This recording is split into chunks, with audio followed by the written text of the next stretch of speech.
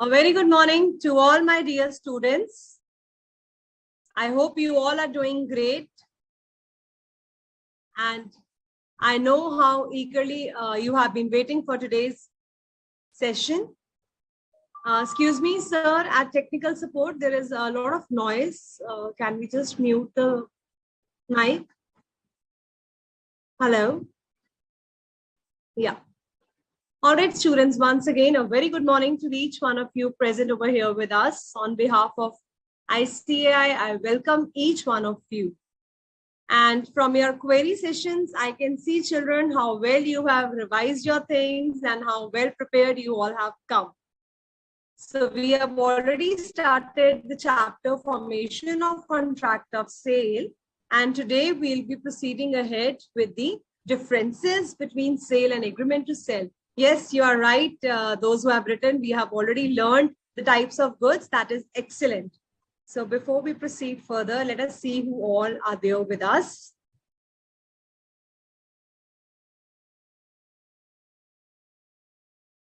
All right. A very good morning to all those who have sent beautiful morning wishes.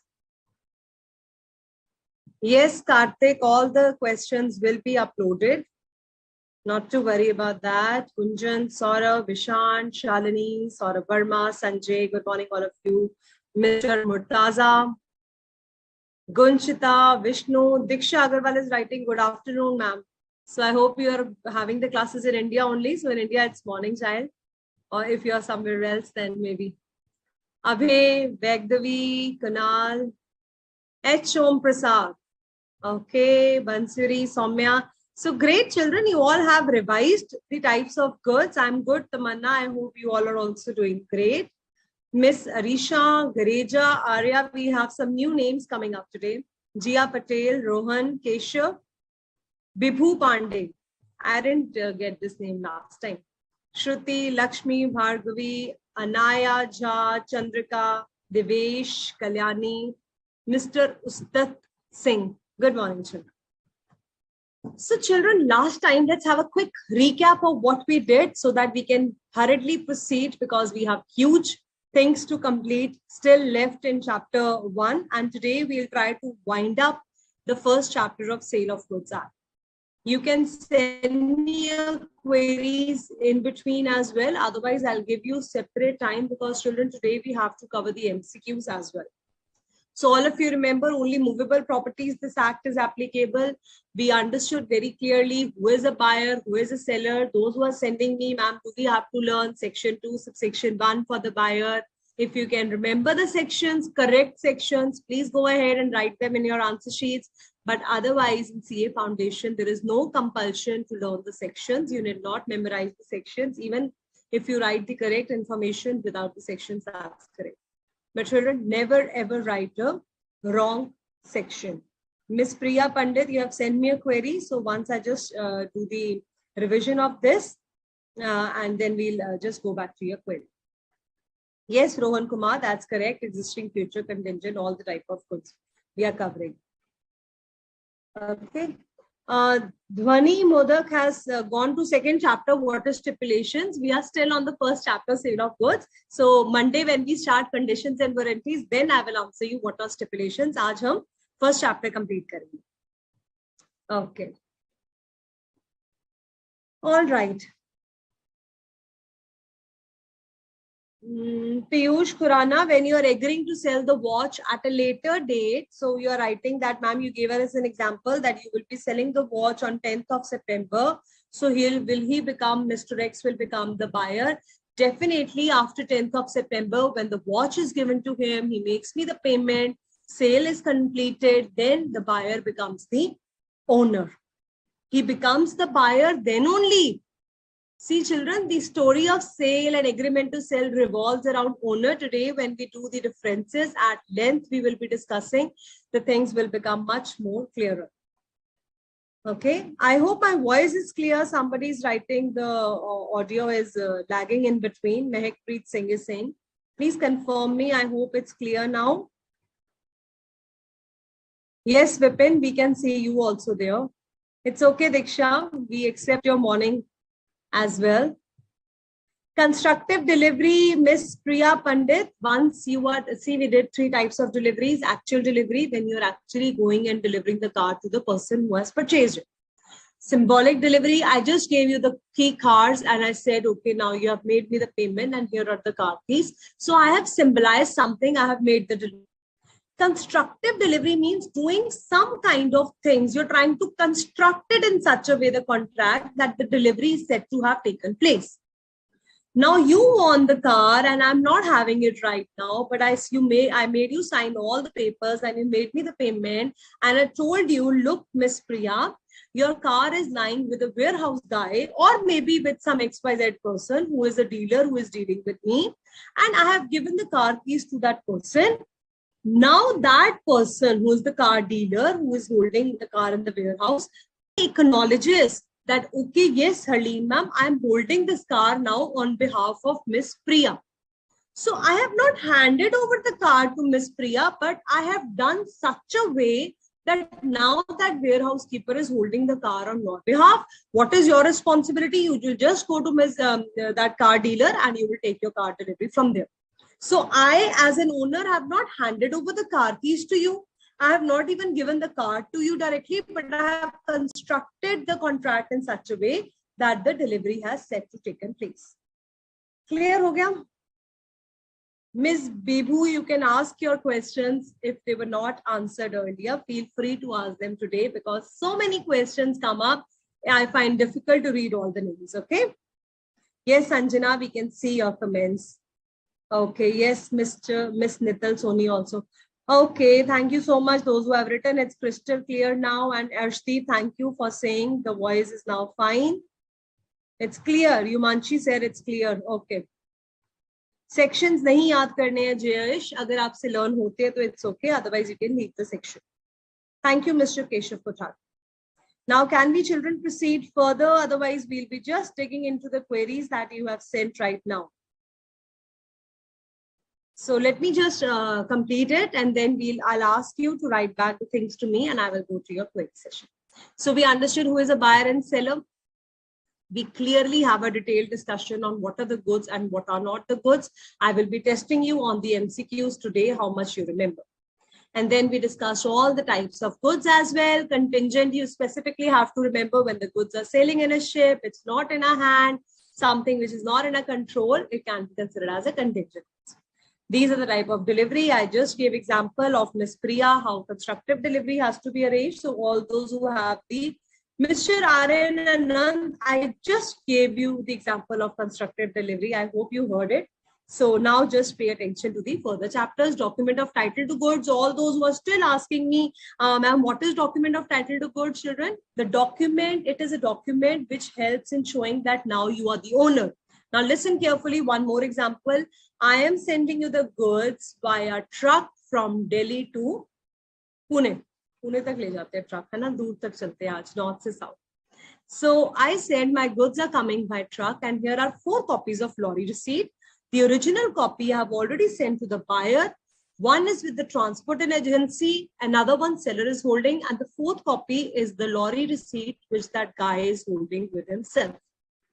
Now what will happen? This lorry receipt is a document of title to goods. Or if the goods are coming by railway authorities, we use railway receipt. Or if the goods are flying in an airplane, we use airway bills.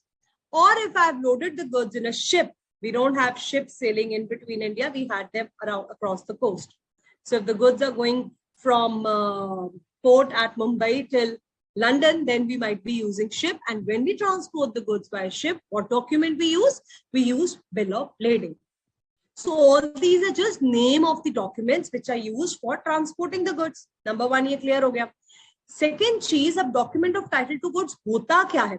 So I sent you the goods from Delhi to Pune, and now how will that transport guy who is bringing your goods will come to know that who is the person to whom the goods have to be given? So Mr. B, the buyer, will come at the transport agency and he will show the original copy of this lorry receipt that look, Mr. A in Delhi has sold these goods to me. I am the true owner. Give these goods to me. So law says whosoever is holding this document of title to goods will be considered as the owner of the goods. Whereas the document showing to title, that is a share certificate or a FD receipt, only tells you that this person is the owner. Even if you are not the owner and you're holding this document, will not make you the owner. However, document of title to goods, whosoever is holding is assumed to be the owner of those goods. Clear? Eh? All right. Now let's start with the fresh topic of the day today. That is property in goods. Now, children, property is a word which is very nicely associated with the entire chapter of sale of goods. You will always be reading, when I sold the goods to you, the property in the goods got transferred. When I made an agreement to sell with you, the property in the goods got transferred at a later stage. So, ma'am, what is this word property? It's bothering me a lot. Again and again, this word property is being used. So, ye property hai kya cheez hai? What is this property? So, number one, we all will write over here. Property means, we all will write property means ownership. What does property means? Property means ownership. Children, I hope the voice is now clear, because somebody is still writing, we cannot hear, and others are saying it's absolutely clear. So if someone can confirm me the voice is clear now. Miss Ritika, endorsement means that you have transferred the document further. So when we go to the chapter of negotiable instrument under CA Inter, then we talk at length about endorsement. But as of now, you can simply understand that if you have endorsed the document, you have given it to the other person. Like I told you in the previous class, B was the buyer who had to take the goods at the railway authorities, but he further sold the goods to Mr. C by endorsing, means by transferring that document of title. I have given that document of title of goods to Mr. C. Now Mr. C on behalf of me can go and collect the goods directly from the railway authorities. So this is the meaning of endorsement. Now, Yumanchi is saying voice is clear. Masoom is saying no, it's not clear. So many of you have written, ma'am, voice is absolutely clear. So I think those who cannot hear me, some internet problem at their side. Thank you, Ziba, Kushdeep, Shruti, Anchita, Anushka, Deepak, Dhvani, everyone for confirming that it's perfectly. Mr. P. Vishnu is saying it's perfectly audible, ma'am. Thank you. Kirti is also saying it's clear. Okay. Yes, maybe Himanshu, that is something which may be there. Mr. Bhibu is also now saying that voice is clear. Okay. Mr. Mastan, LP Mastan is saying, please take my name. Okay, if I keep taking all your names, then we'll be just doing this only chit chats and we'll leave the topic behind. So let's now go and sell the goods and see how the property is transferred. So coming back to the topic of property in the goods, whenever we talk under the sale of goods, children, I was saying we always talk about the property. So what kind of property? Now, again, problem. The property over here is of two types. One is general property, another is special property. अब ma'am एक बात तो समझ आ गई कि property of goods means ownership. Now, what is this general ownership and special ownership? This again has a twist. So, number one rule to remember, whenever we are talking about sale of goods, we are always talking about the general property in the goods. That means general property of the goods means when A sell the goods to Mr. B, then entire ownership of those goods is given to Mr. B and Mr. B becomes now the owner. ऐसे ही होता है. You came to my shop, I sold you this mobile phone, you become the owner. In contract of sale, who becomes the owner? The buyer becomes the owner. If I've made an agreement to sell, then seller remains the owner, and at a future date, buyer will become the owner when he gets the goods and he make the payment. ये समझा था हमने sale and agreement to sell की definition में. So when I say buyer becomes the owner, can we say that the general property in the goods have been passed? So when I sold you this mobile phone, that means all the property, all the ownership rights are now yours, which means now you are the owner. You throw this mobile phone in the dustbin, you gift it to your friend ahead, you gift it to your parents, or maybe whatever you do with that, you make an Insta account, you do a Facebook account, you do a chit chat, whatever you want to do with this mobile phone, you can do, because now you are the legal owner. Can I, as a seller, interfere with your ownership rights? No, I cannot, because you have given me the payment. I have sold this thing to you. So now you have the general property. That means all the ownership rights are now with the buyer. So what is this special property? Now leave your query session. I'm not going there, even if you're saying, ma'am, we are enjoying, we are listening, everything is this. I'm not reading it, because then I just get taken away and I start talking to you. So now please listen here. A very interesting example is coming up. So pay attention. Now what is special property? Now same mobile phone. I am the owner of this mobile phone and you are my neighbor. And you said, ma'am, my phone is not working. Can I borrow your phone for a few days? Can you lend me your phone? So where I'm lending a thing. Another example, your friend has to go for a wedding and she says that, yeah, you have a very nice, beautiful necklace piece. And can I borrow that necklace from you? And I will attend the function and I'll give it back to you. So you gave that beautiful neck piece to your friend. Have you sold that neck piece? The answer is no. You have just given your friend so that she can wear it, and after a few days, when her function is over, when she has met the purpose, she is bound to return it to you. This is what happens. So this mild examples where we are not making any contract means we are passing a special property in the goods. That means we have not given her the ownership, but we have given the goods for a certain purpose. Now let's come back to the technical example of pledge. What is the meaning of pledge? I told you in the last class also, pledge and mortgage are children, two words which are used when we are taking loan from someone. So you went to bank and you said that please keep my gold in safe custody as a security and give me a loan of 1 lakh rupees. एक होता है bank के पास gold रखवाना as a bailment for a safe custody when you keep the gold in lockers. That is a different case.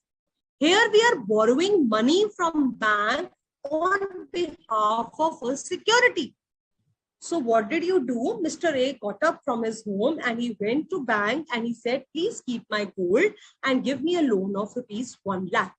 What is this transaction called? Number one, this is a transaction of pledge, where you have given the gold to the bank and bank gave you rupees 1 lakh. 1 lakh and gold given as a security. Clear ho gaya? Now what will happen? What will happen? Say you were bound to return the money by 10th of December 2022. Now let's assume 10th of December 2022 has come and A failed to pay back the loan. Transaction clear ho gaya? It is a transaction of pledge. You have given gold as a security. You have taken a loan of 1 lakh rupees. You were bound to pay it on 10 December.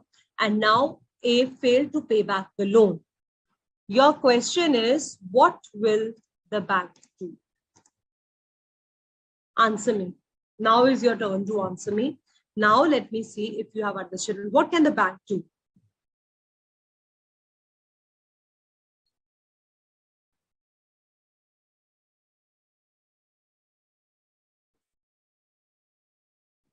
What can the bank do? We are not discussing her no right now about these and other things. Okay, Srishti, I hope now weather at your place is fine. Prayag is also saying it's raining in Indore, ma'am. That's why. No worries. Okay, living things become goods in sale of goods. Mr. H. Om Prasad, you mean to say when you're selling human beings? What do you mean by saying living things? If you're talking about plants, grass, then I told you last time, definitely they are also part of goods. Excellent. Bank can keep the gold, Manvi says. Okay, many of you have said bank will retain the gold. And many of the Pancho says bank will sell the gold to recover the money. So that's absolutely correct. Pooja says bank will return the gold. Wow, you did not give me my loan and I'm going to return your gold. I'm not going to do that. Bank has a right to take goods until the payment is received. Mr. Kunal says that. Kushdeep is saying, repeat the question. No, I will not repeat now. You should have paid attention. Bank will take the gold. Very good. Those who have written excellent, around 200 to 250 answers are correct. So you need an applaud, all of you. That's absolutely correct. Bank will sell the gold to recover the money. But now listen carefully. If on 10 December I paid back the loan, can bank still sell my gold? Then the answer is absolutely no. Why? Because bank gets the right to sell the gold only and only if I fail to pay the money. Only and only if A fails to repay. Otherwise, bank must return the gold on repayment of loan. Now, why we did this entire accounting, banking, loan transaction? Just to understand that, children, this is the transaction of number one. This is the transaction of pledge. And where I'm pledging the goods, I'm just passing the special property in the goods. I have not given the ownership rights to the bank. Bank is only holding it as a security. That means I have passed the special property in the goods and not the general property in the goods. When the shopkeeper sold the gold to you, he passed the general property in the goods. You become the buyer. You do whatever you want to do with that gold. You want to give it as charity, feel free to do that as well. It's your wish, you're the owner. But when you gave the gold to bank as a security for the transaction of pledge, bank cannot touch your gold till 10th of December. Bank has no rights on your gold. Only and only if you fail to repay the money, then the bank will sell the gold in the market to recover his money. Otherwise, bank must return the gold safely back to you after repayment of loan. Why? Because he was only having the possession of gold in his hands. He was only having the special property. Special property का मतलब होता है only special circumstances में ही bank owner बन सकता है, otherwise नहीं बन सकता. समझ आ गया? हिंदी में जो लोग कह रहे थे बोल दो कि आप special circumstances में ओनर बनते हो, otherwise bank does not become the owner in a case of pledge transaction. Clear hai? So now pledgee has the right to retain the goods only till the payment is made. So all of you are absolutely clear. You have answered me back also. So let's proceed further. Now let's talk about the differences between sale and agreement to sell.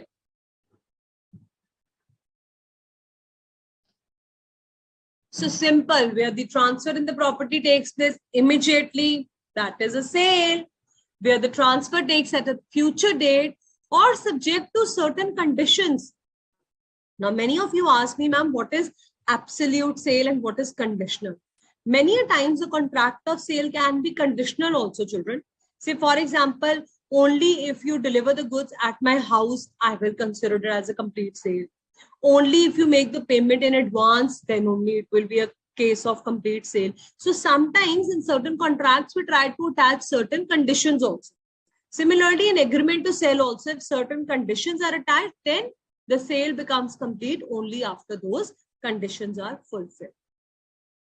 ठीक है, अभी के लिए simple चीजें यहाँ पे दो समझ ली. इमीडिएटली ट्रांसफर हो जाती है कॉन्ट्रैक्ट ऑफ सेल में प्रॉपर्टी, यहाँ पे फ्यूचर डेट पे ट्रांसफर होती है because the goods are still not in existence, they might be future goods और the payment needs to be made और the goods needs to be procured. So we have just made an agreement to sell, we have not actually sold the goods.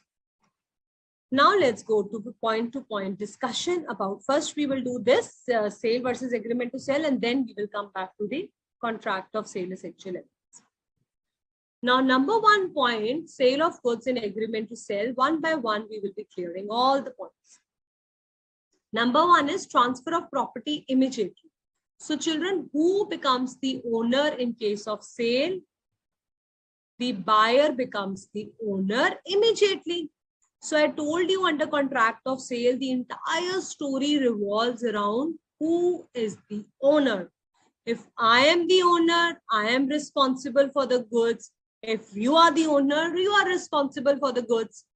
So here, whatever happens to the goods after you have purchased, buyer has its own liability because buyer is the owner in case of sale. What happened in case of agreement to sell? Who remains the owner? Seller continues to remain the owner unless and until the goods are sold. So here, seller is the owner. Why seller is the owner? I can't ask you this question. Have you been sitting in front of me? I would have asked you, get up and tell me why seller is the owner. But let me only tell you because you can at least hear me. I can only read what you are replying back. So why seller is the owner, my dear children? If I am agreeing to sell you certain amount of pencils, which I'm not having today. So I told you, come back after 1 month. I will be selling all those pencils to you. So here I'm only making an agreement to sell. So till the time 1 month has not lapsed and you have not come back, I am only the owner of those pencils. Why? Because I have not sold you. But what I have made with you, I've made an agreement to sell with you. Now the question comes to you, if those pencils get broken before the due date, who will bear the loss? Seller or buyer? In an agreement to sell, if the goods get destroyed or damaged, okay, Miss Varda, Diksha, Prayag, and others who are asking about difference between mortgage and loan, although they are not, mortgage is not part of your syllabus, but still, if you're curious to know, pledge is the word which is used for movable goods. When you are taking loan by giving security of movable goods, we use the word pledge. Similarly, mortgage is the word which is used, for example, for land and building. If you are mortgaging your land and building, means if you have given your security as a security, you have given your land or building, then the word of loan which is used is mortgage. Say, for example, Ms. Gungun wants to purchase a house and she has taken a loan from the bank, and bank said that you have to mortgage that house with us. So you have obtained the loan amount and you have signed the papers and you have given all the house property papers to the bank. So will the sale of goods applicable? The answer is no. First of all, it is immovable property. And for the immovable property, sale of goods is not applicable. And the word which we use for this loan transaction is mortgage. And in case of movable goods, if you have pledged your watch or gold or any other expensive thing and taken the loan, then the word that we use is pledge. Okay. Dipanshu, if bank has earned profit, let him enjoy that. Don't worry, you cannot go and take it from him. If A paid half the loan, children, you don't have to go into so much details about repaying of the loan and what happened. The simple thing you have to understand is, in case of pledge, special property in the goods is given, bank does not become the owner straight away. Only under special circumstances, if A failed to repay the loan, bank can sell the gold. बस इतना ही याद रखना है, बहुत ज्यादा detail में हम नहीं जाएंगे इसमें. Okay. Insolvency, we still have to do Mr. MD.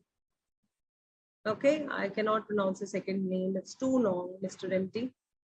Insolvent, we will cover. Till that date, the seller is the owner, so ownership is not transferred. Yes, seller will bear the loss. Excellent, all those who have answered it correctly. Because the property is still mine, I'm still the owner, so seller will bear the loss. Good. Okay, so nature of contract, second point. So we have also covered the point of burden of risk. Here, the buyer is going to bear the loss. Here, the seller will be bearing the loss. It is very rightly written over here as well. Nature of a contract, we say that it is an executed contract. Now, you remember your Indian contract tag, unilateral, bilateral, executory, executed. So executed means both the parties have fulfilled the promise. I offered to sell, you accepted the sale, all the essential elements were present and the sale is complete. So now it is an executed contract. However, in agreement to sell, it's an executory. Why it is executory? Because something is yet to be done. The goods are yet to be delivered to the person. So we still have to do something. So the nature of contract is executory. One of the parties is yet to fulfill the promise. Then let's talk about the point of subsequent destruction. This is also very interesting. What is the meaning of the word subsequent? Hindi में बोलते हैं बाद में. Subsequently means later on. बाद में. So what does it mean? What happened? It says, yes, Saurabh's executed means both the parties have fulfilled their obligation, and executory is one of the parties still to do it. Good, Ritika, Shivangi. Thank you, Shivangi. Great. Okay. So now let us talk about the subsequent loss or destruction. So another very interesting example, since you have not eaten chocolate since morning, so let's bring us some Dairy Milk chocolates in the example. So whose name I should take? Mr. Himanshu Pathak went to grocery store and he purchased 5 Dairy Milk chocolates. What did I say? Himanshu went to the grocery store and he purchased 5 chocolates. So number one, he purchased the thing, he made the payment, goods were existing, seller was the owner, sale took place. So who becomes the owner? Himanshu becomes the owner. Clear hai? Sabko samajh aa gayi ye baat. Now Himanshu said, it's my friend's birthday party and we have to go ahead and buy some cake and other stuff also. So why don't you keep my chocolates with you, and on my way back, I will collect them. So now he has made the payment, he has become the owner, and by the time he came back to the shop, the chocolates were missing. Who will bear the loss? Himanshu or the shopkeeper? अब ये मत बोलना कि shopkeeper को ध्यान रखना चाहिए था. You are the owner. It is your liability. Take care of your stuff. Why are you keeping it here and there? Now I have made the sale to you. You made me the payment. I am a shopkeeper. I'm just interested in my payment. You have paid the thing. Okay, as a man of ordinary prudence, I asked you just keep it here. I will keep an eye. But then I got busy in my work. It is your liability. You are the buyer. Why? Because you are the owner. Clear है? सबको समझ आ गया. अभी आप ही ने मुझे बोला था ना कि बायर ओनर है तो बायर बेयर करेगा, तो सब्सिक्वेंट लॉस भी बायर को ही बेयर करना पड़ेगा. But if Himanshu has told me that ma'am, I will come and buy the chocolates, but he has not yet purchased, he just made an agreement to sell, and after 2 days I'll come and pick it up from you. Here, when it is an agreement to sell, now if the chocolates get stolen from my shop or they get destroyed or damaged, seller will bear the loss. Children, when I'm talking to you, it becomes very simple, but trust me, at times it's very confusing to just judge who is the owner. So आपको simple logic लगाना है, owner कौन, जो भी owner है उसके ऊपर liability डाल, आत वहीं की वहीं खत्म. Liability agreement to sell है, seller की liability है, seller will bear the loss. Sale हो चुकी है, buyer is the owner, कुछ भी डिस्ट्रक्शन हो रहा है, डिस्ट्रॉय हो रहा है, buyer will bear the loss. Clear हो गया? Just in rem is very, very interesting and very important. You ask me the queries later on, so listen here carefully. Children, just in rem की आगे लिख लीजिए, rights against the whole world. Just in rem means rights against the whole world. And for just in personam, simply write down rights against a particular person. Just in rem means rights against the whole world, and just in personam means rights against a particular person. Now, what is the meaning of this line? It says, when you purchase those chocolates from my shop, now, whatever you want to do with those chocolates, it's absolutely your choice, because you have made the sale. You get all the rights of the universe. That is just in rem. इसको legal term में कहा जाता है. You have the rights of just in rem, means all the rights of that chocolates are in your hands. Either you put them in a cake, or you put it on your friend's face when you're cutting the cake with him, or you eat them up, you gift it to your friends ahead, or to your parents or anybody else, whatever you want to do that, because you have rights of just in rem. But when it is the case of just in personam, that time you only get the rights against a particular person. Like in the same example, Himanshu said, I will be coming back to your shop and I will purchase those 5 chocolates after 5 days. So now you came back to my shop and I said, I'm sorry, I don't have your chocolates. I've sold them to somebody else. I was the owner. I'm seller. I have the right to do that. I can resell the goods. Agla point yahi aa raha hai. I can resell the goods as well. So my dear, will you go and start fighting with the neighbor's shop? Will you fight with someone else for those chocolates, or will you just fight with me because I was the person with whom you have that made the agreement to sell? So law says in such a case, you have a just in personam, means only the personal touch can be there. Like in agreement to sell, you can only and go and sue or fight against the person with whom you made that agreement. You cannot go and hold anybody else responsible for that transaction, because here only particular person can be held responsible. Why? Because you have still not got all the rights to that property. You have just got the rights in persona, means only you have the rights till that particular person. You can go and you can argue, or you can sue him, or you can do other discussion. But apart from that, you cannot do anything because it was only an agreement to sell. Let's take another example. You came to my showroom of cars and you said that I want specific yellow color I-10 car.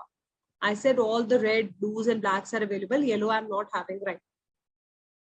So I told you come after 1 month, and by then I-10 of yellow color will be there in my store. So what did I made? I made an agreement to sell. After 1 month, you came back to my shop and you said that you agreed to sell me that I-10 of yellow color. Can you sell it to me now? I refused to sell it because I found a better buyer who was paying me a little profitable amount. So I got a little greedy and I sold it to Mr. C. So what are your rights available to you as a buyer? Are you the owner? The answer is no. Seller was only the owner. Seller has the right to resell his goods. Now what the buyer can do, he can only sue the damages, or he can only debate it, or he can only fight with that particular person who has promised to give him I-10 yellow color. You cannot say that now the buyer will go to the shopkeeper, another next shopkeeper, and he will start fighting that no, he promised me, so now you give me your yellow I-10. This is not possible. You can only have your fights, dealings and cases only with that particular person who made an agreement with you. This is the meaning of just in personam and just in re.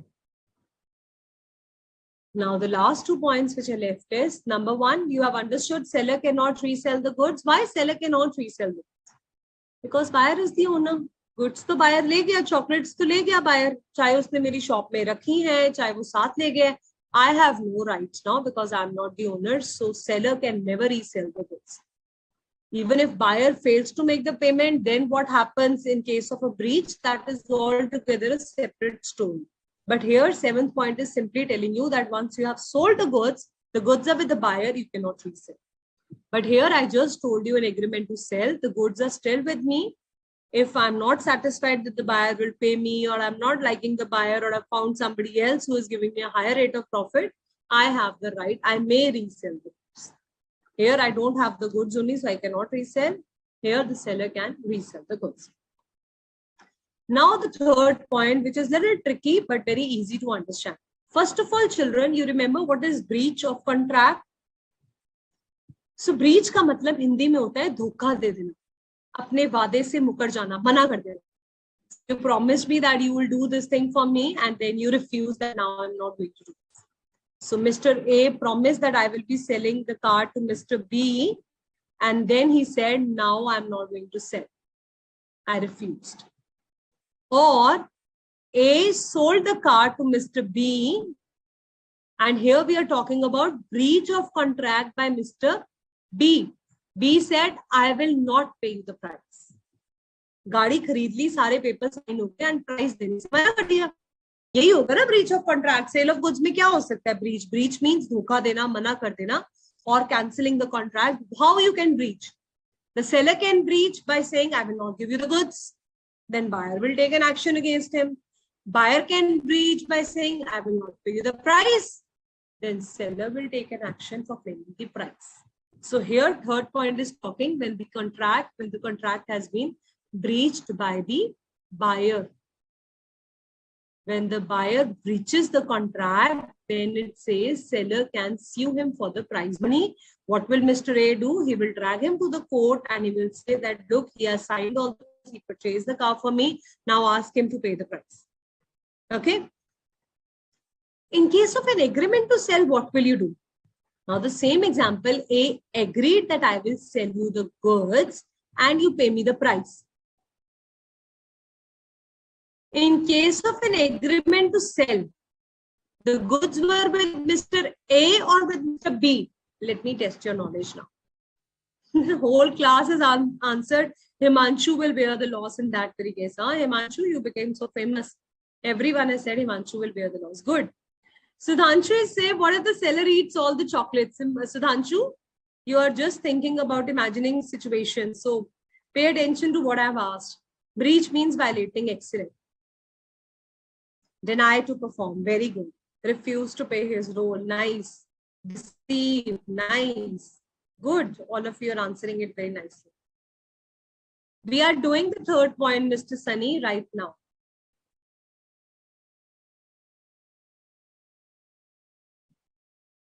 Yes, Mr. Ashish Kumar. So Sakshi is the only one who have sent the answer till now, that the goods remain with the seller, that is Mr. A. Very right. Good.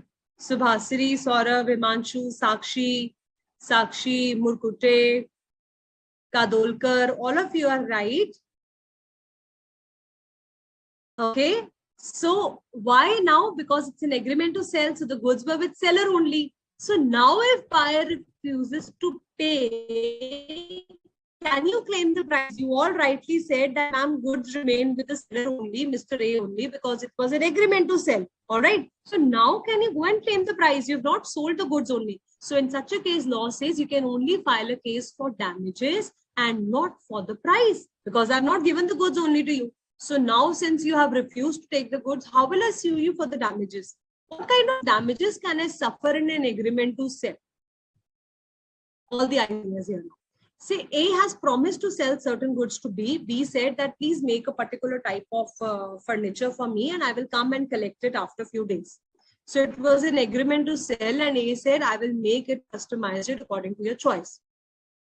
Now here, if B is not taking the goods, he is breaching the contract, then A has suffered a loss. How? Because there was other customer, Mr. C, who came to A's shop and said that I want to buy this particular table.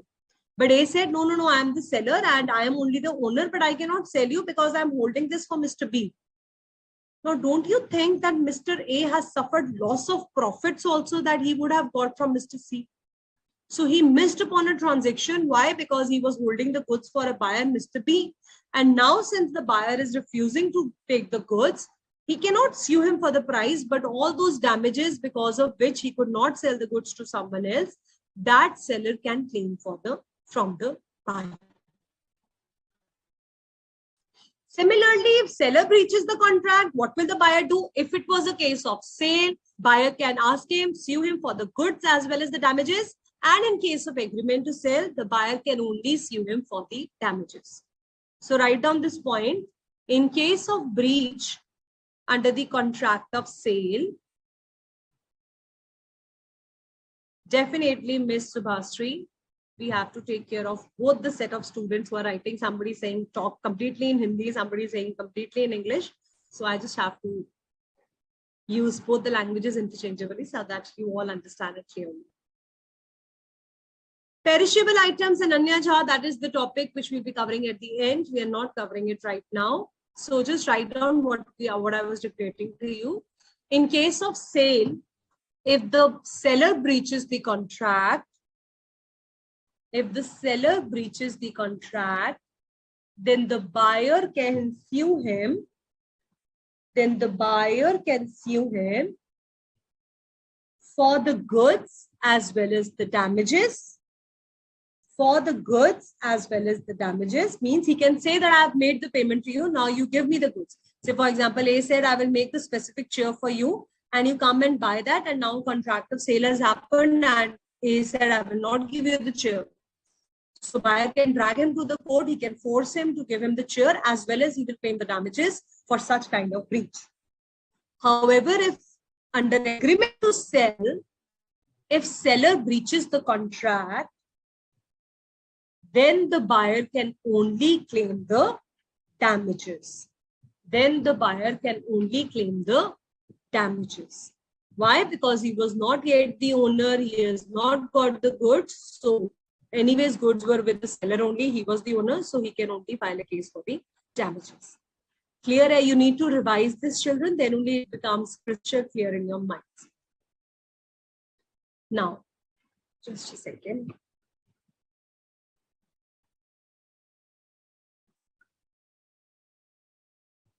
Let us cover another point of difference, sale versus hire purchase. Before doing these points of differences, let us first understand what is the meaning of hire purchase.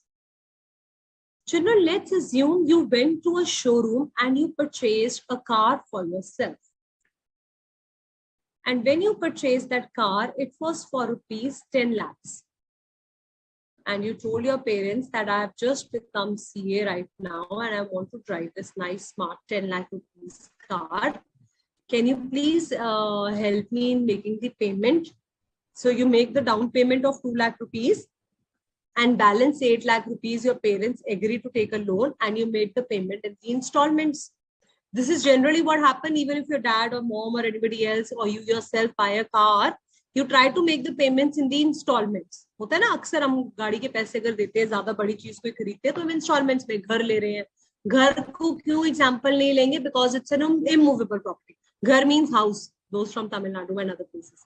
So if you are purchasing those kind of things, then immovable property, you cannot apply sale of goods to that. So here we are talking about a movable good. So if you're purchasing a car or any other expensive thing where the payment needs to be made, you can make the payment in installments as well.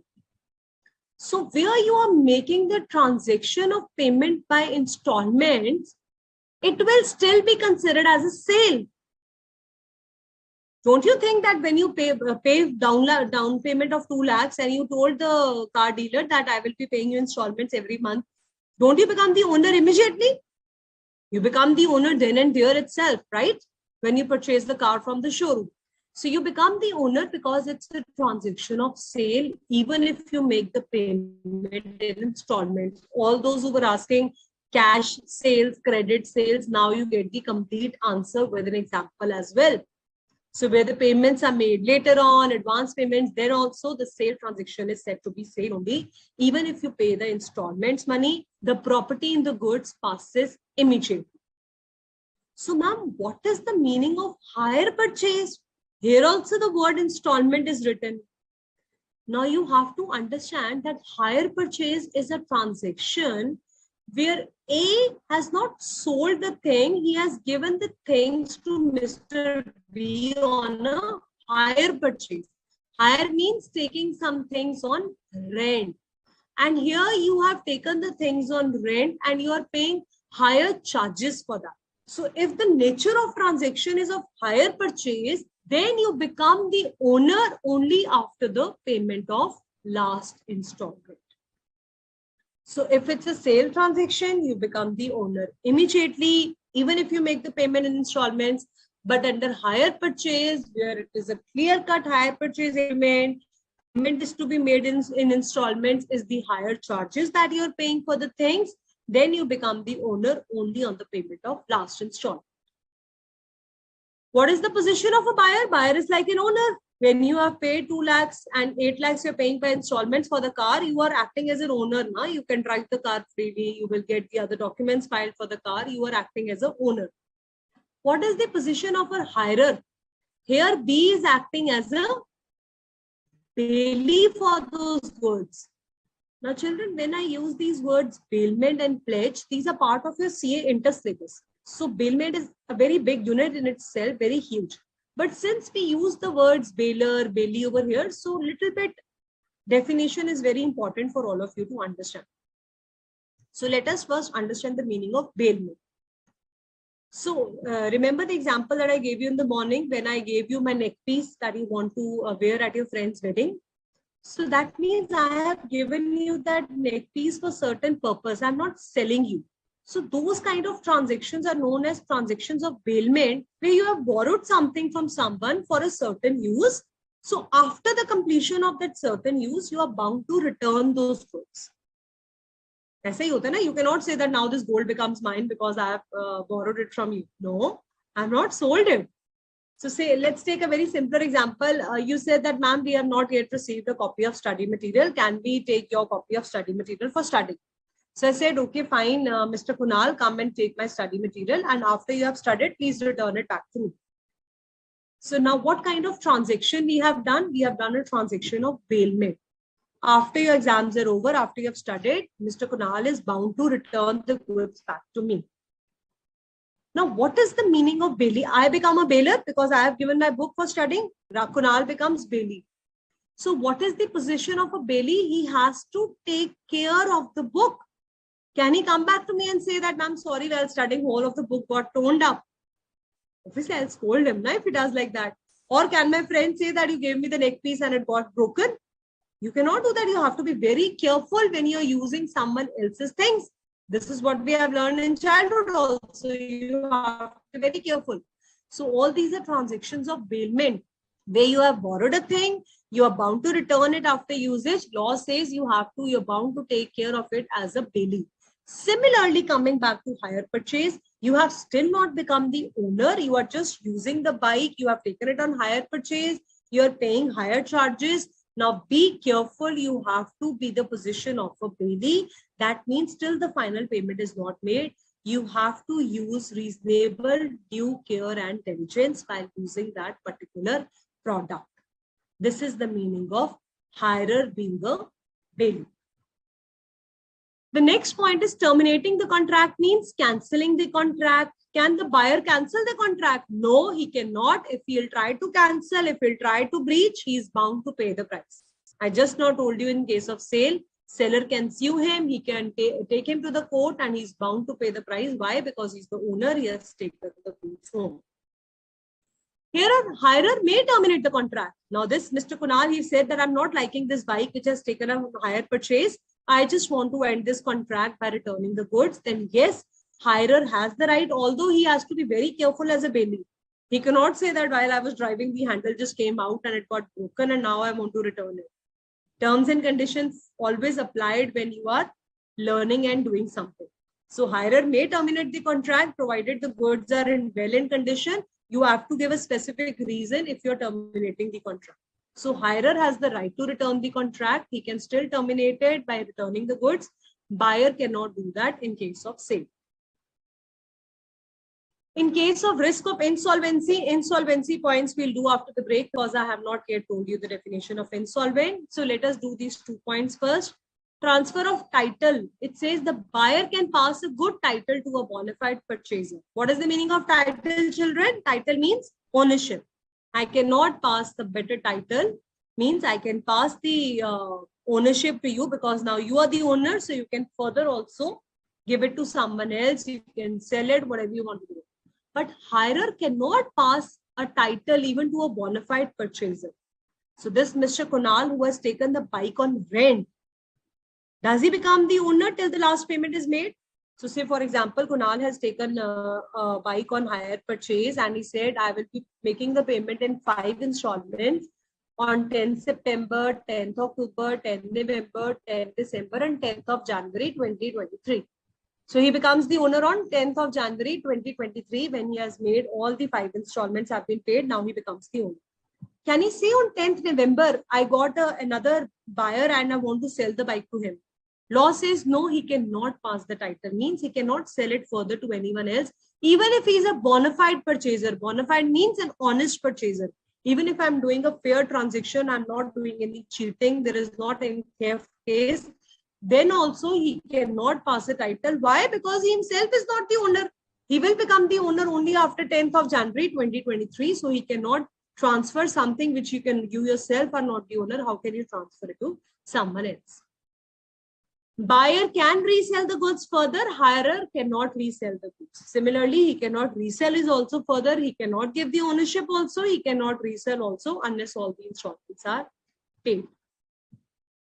So let's take a small break and then we'll try to cover the points of insolvency as well. Okay, let's take a small break, children.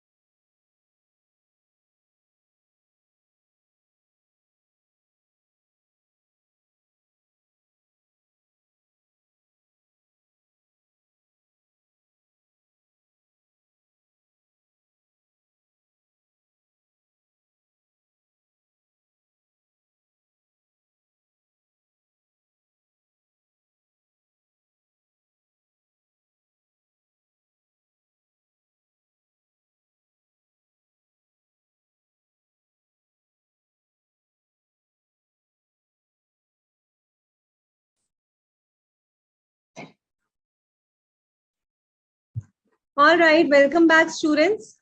So many of you have written regarding insolvency only. So I told you before going to the break that we are yet to do that insolvent part. So don't worry. Shivam, you're still landing between a certain and uncertain goods, child. If the goods are lying in huge lot, say for example, you have went to purchase the packet of salt and there are 100 packets of salt lying together. So all those goods which are lying in bulk quantity, in large quantity, in a huge lot, those are known as uncertain goods. Means you don't know which one you want to purchase. And once this deed has been made, the contract has been made, and I pick up the packet of salt, I do the weighing, measuring, and pack it for you, then it becomes a certain good. All right, all those who were still confused in the difference. Why are you asking about rental property, child, Mr. Priyag? We are not talking about rental properties. We were just talking about hire charges. Remember, here we have to talk about movable goods, okay? I hope, Mr. Prasad, your certain and uncertain also got clear. Ms. Chahal says, what is the meaning of termination of contract? Termination of contract means putting an end to the contract.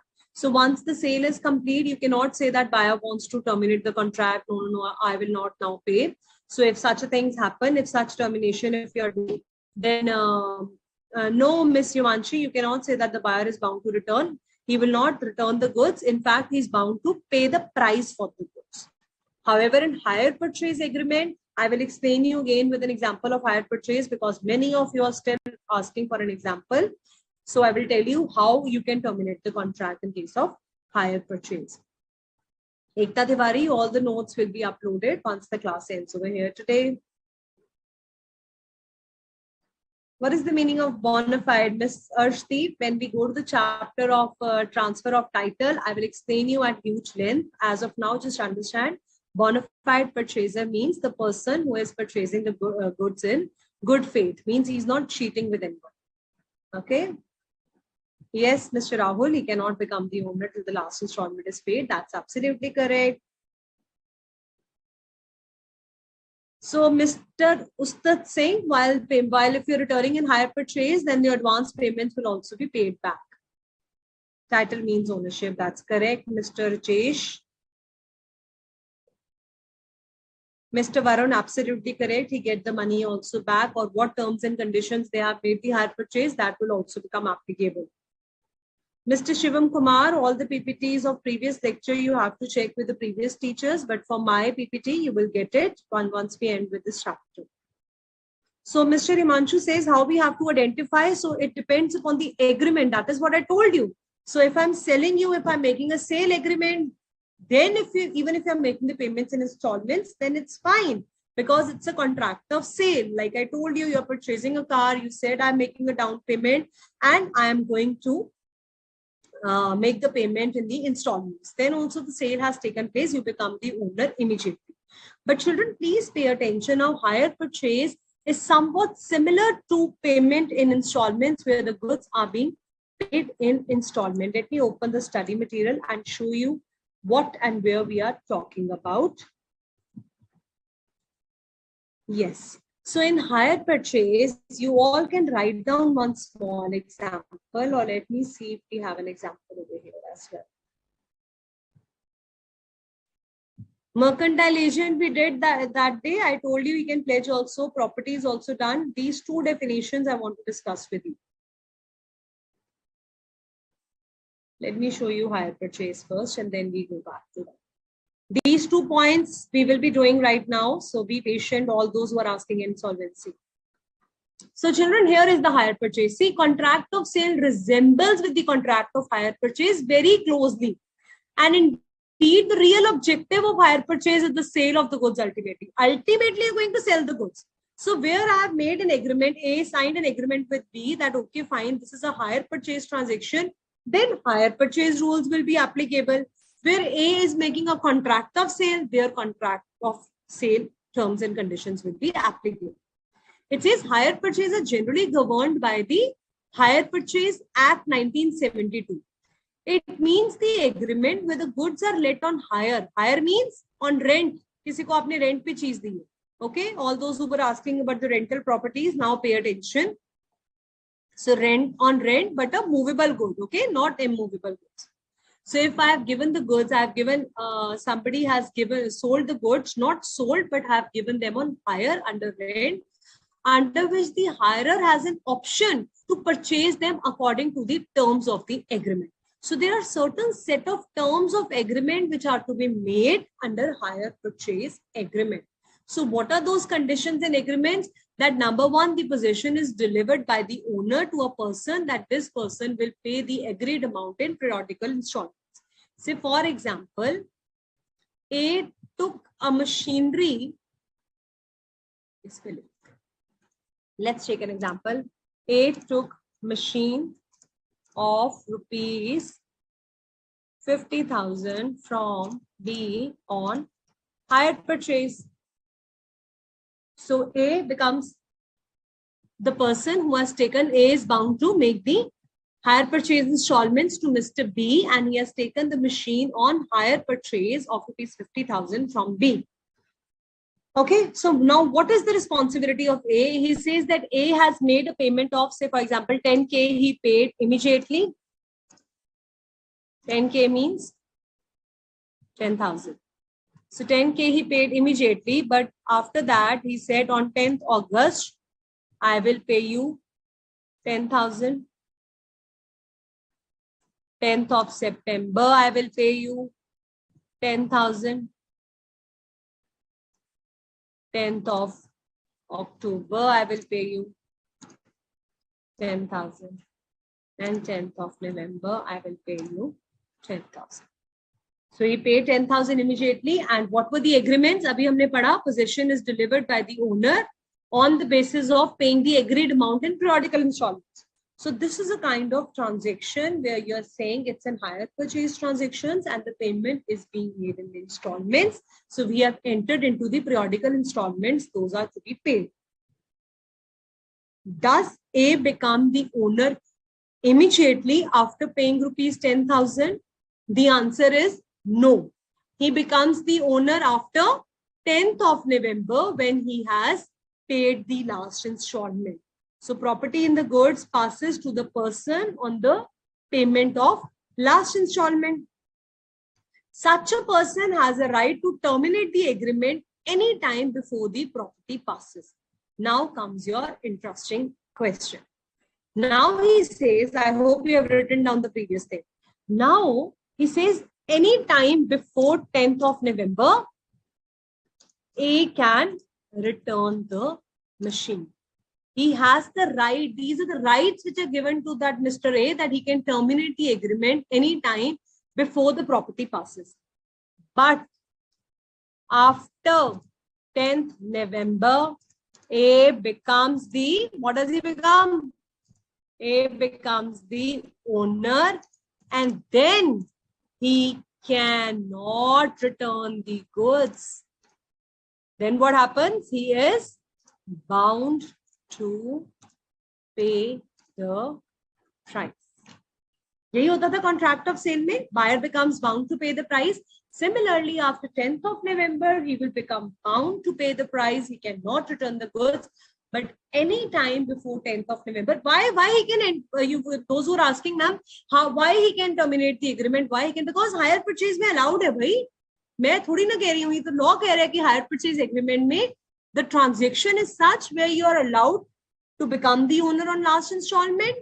You have to make the payment in installments, and any time during the contract before the property passes, person has the right to terminate the contract. Clear ho gaya? But once the last installment has been paid, then the person is treated as the original owner, buyer, then he cannot return the goods. Clear ho gaya? So these are the points that we have understood. Property is passed immediately. Here on the last installment, here he acts as a bailee, he acts as the owner. He cannot terminate. He can terminate by returning without liability to pay the remaining installments. Very important point. So now I'm not liking the goods. I'm not somehow happy. I have found some damage, defective, whatever is the reason. See, if he so likes, law is very clear. He's not giving you any reasons. What happens in a particular transaction depends upon that particular transaction.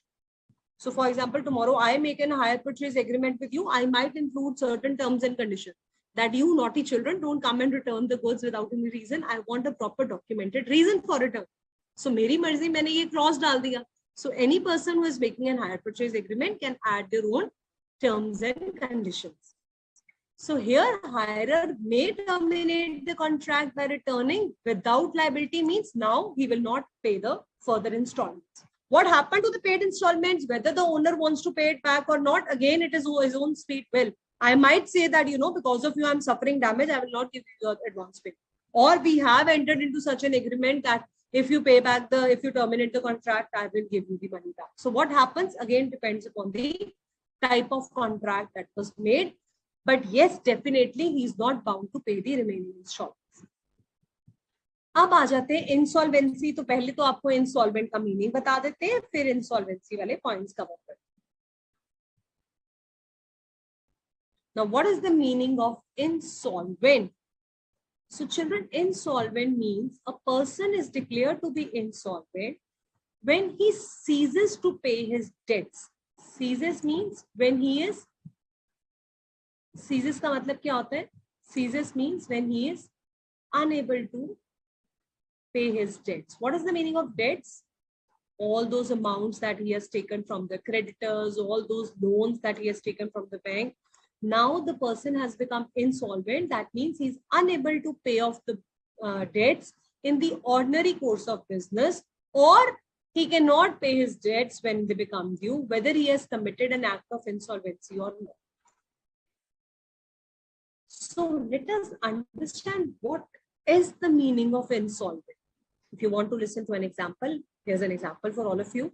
Say, who wants to open a grocery store?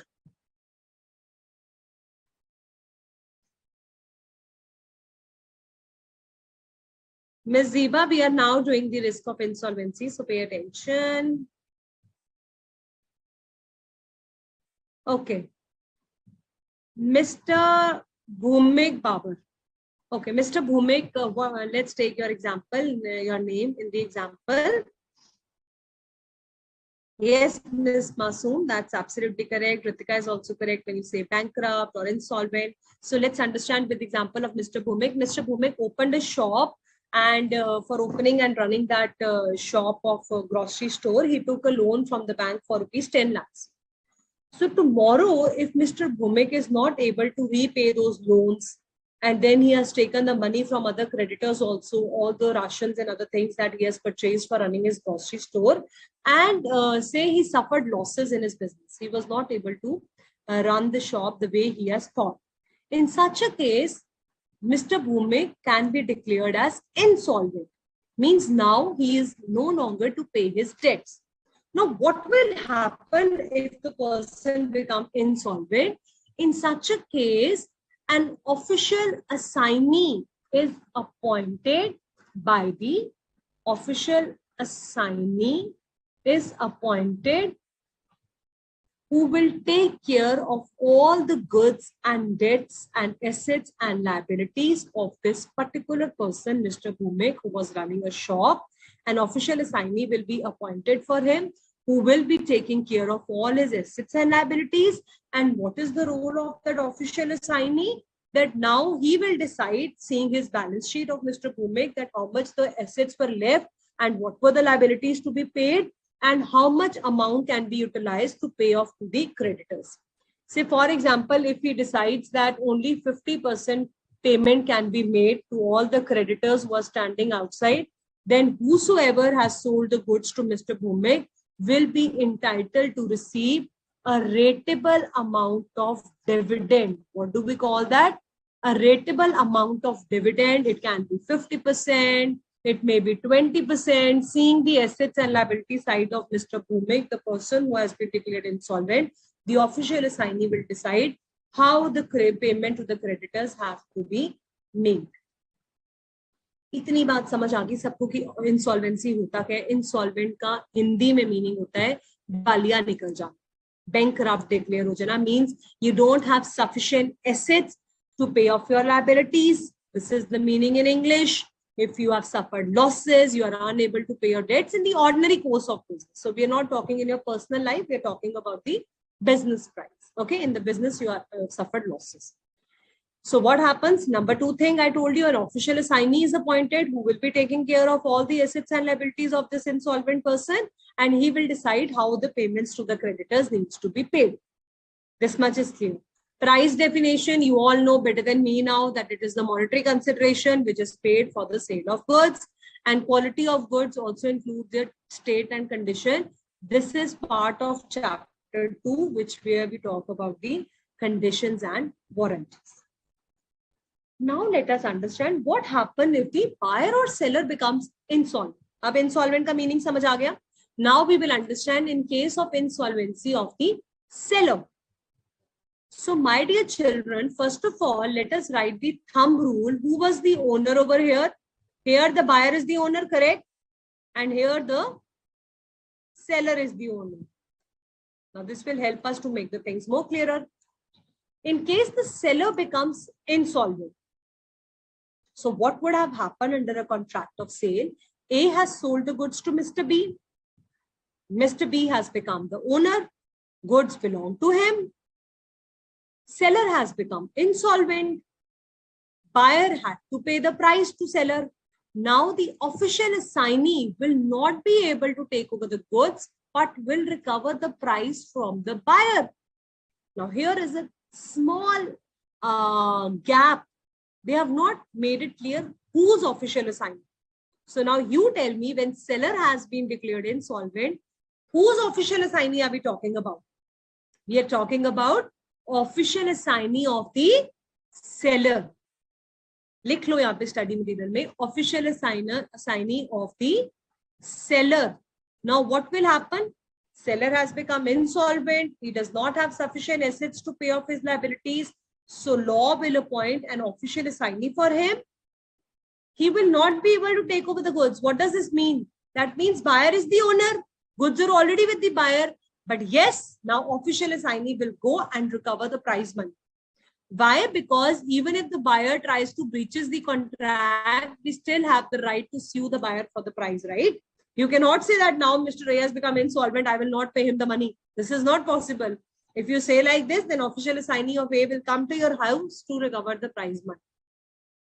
But he cannot take the goods back from you because you are the owner. Goods have already been sold to you. Clear ho gaya sabko? Insolvency of seller. Now let's come to the insolvency of seller mein agreement to sell. Now who was the owner? Seller himself was always the owner. Official assignee will get the control of the goods and price will not be recovered. But in agreement to sell, I am the seller. I am the owner.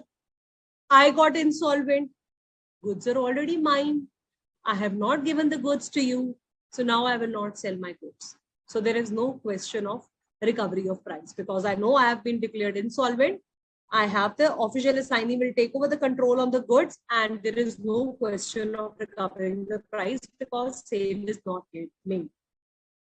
समझ आ गया? Void हो जाएगी, transaction खत्म हो जाएगी agreement to sell की case. Now what happens if the buyer becomes insolvent? Now here official assignee of buyer. किसका official assignee है? Buyer का official assignee होगा ना. If buyer has become insolvent, then law will appoint the official assignee for buyer. He will take the control over the goods.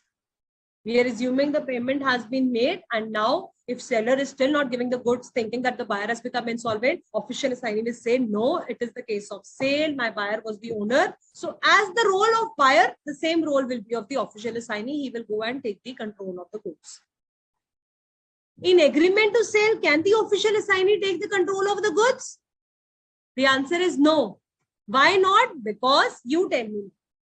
In case of official assignee in agreement to sell, can the official assignee of buyer take over the control of the goods? And if no, then why? What's the reason? Miss Sangani, all of your queries are visible, but now I'm not going to take up any queries. Just answer me back and at the end, we'll take the queries. All right.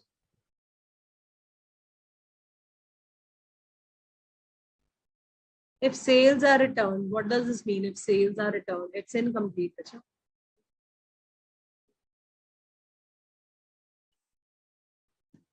Mr. Poluju, it depends if you have entered into transaction of sale or you have made an hire purchase agreement. Children, are you answering me? Excellent. Very nice, Mr. Shrey Agarwal, because seller is the owner of the goods. I have not sold you the goods, so official assignee will not have any control because buyer has not been having holding any goods. Seller was only the owner, so now he cannot take the goods from him. I like this line, Ms. Ritika. The ownership is not yet transferred. So good, you're using the technical terms. That's very nice. And all those who have written seller is the owner, that's why he cannot take it. That's correct. Yes, Ritika, we have quiz also for all of you today. Yes, Ms. Varda, we can sue for the damages in case of any breach. But if you have become insolvent, then official assignee will try to recover the goods and recover the price, whatever is the case of sale or agreement to sell. Very good, children. When you respond me back, this makes me understand that the topic is now clear to you. So I hope all the doubts of insolvency, 90% now they are clear. थोड़ा सा जो रह गया वो हम hire purchase में clear कर देते हैं. Burden of risk of insolvency of buyer. Now here he is only talking about the insolvency of buyer. Why? Because the buyer is going to pay my installments. What will happen if he becomes insolvent? The seller takes the risk of loss resulting from the insolvency. Here, if the buyer becomes insolvent, then the official assignee of the seller will go and will try to recover the rateable amount of dividend. वो जो मैंने term use करी थी, you can write it down over here. A rateable dividend can be recovered from the official assignee of the buyer. So what will happen? Buyer has become insolvent. He is no longer to pay. So an official assignee is appointed by the court, and whatever payment of the creditors have to be paid, that will be paid on a proportionate basis. Rateable dividend means a proportionate or certain percentage of the amount is paid to all the creditors. So similarly, whatever the percentage of was pending for that seller to be paid, if all the creditors are paid 20% of the payment, so this seller, if he had a payment of 1 lakh pending, he will be given 20,000. He cannot debate it because the buyer has become insolvent. So seller has to bear the risk of insolvency. He will be managing with whatever rateable dividend is given by the official assignee of buyer. Clear हो गया. अब hire purchase में देख लेते हैं क्या होता है. The owner takes no such risk because if hirer fails to pay any installment, so if owner fails to pay any installment, hirer fails to pay any installment, owner has the right to take back the goods. Now in that example where Kunal has taken the bike on hire purchase, so he was giving me installments 10th August, 10th September, 10th October ko I came to know Kunal has become insolvent. So what will I do? I will not bear the risk. I will go and I will take my goods back. तो कहेगा वापस दे दो भाई, हमें कोई risk नहीं लेना, ना ही हमें किसी ऑफिशियल असाइनी के पास जाना है. It was just a hire purchase agreement. Now you failed to pay my installment. I will just come and take my goods back. That's it. So here seller will bear the loss if any. Here owner will not take any risk. He will quickly go and take his goods back. Clear हो गया? Now all the points of insolvency are clear. One small point of difference between bail and bailment is left. I already explained you this as well.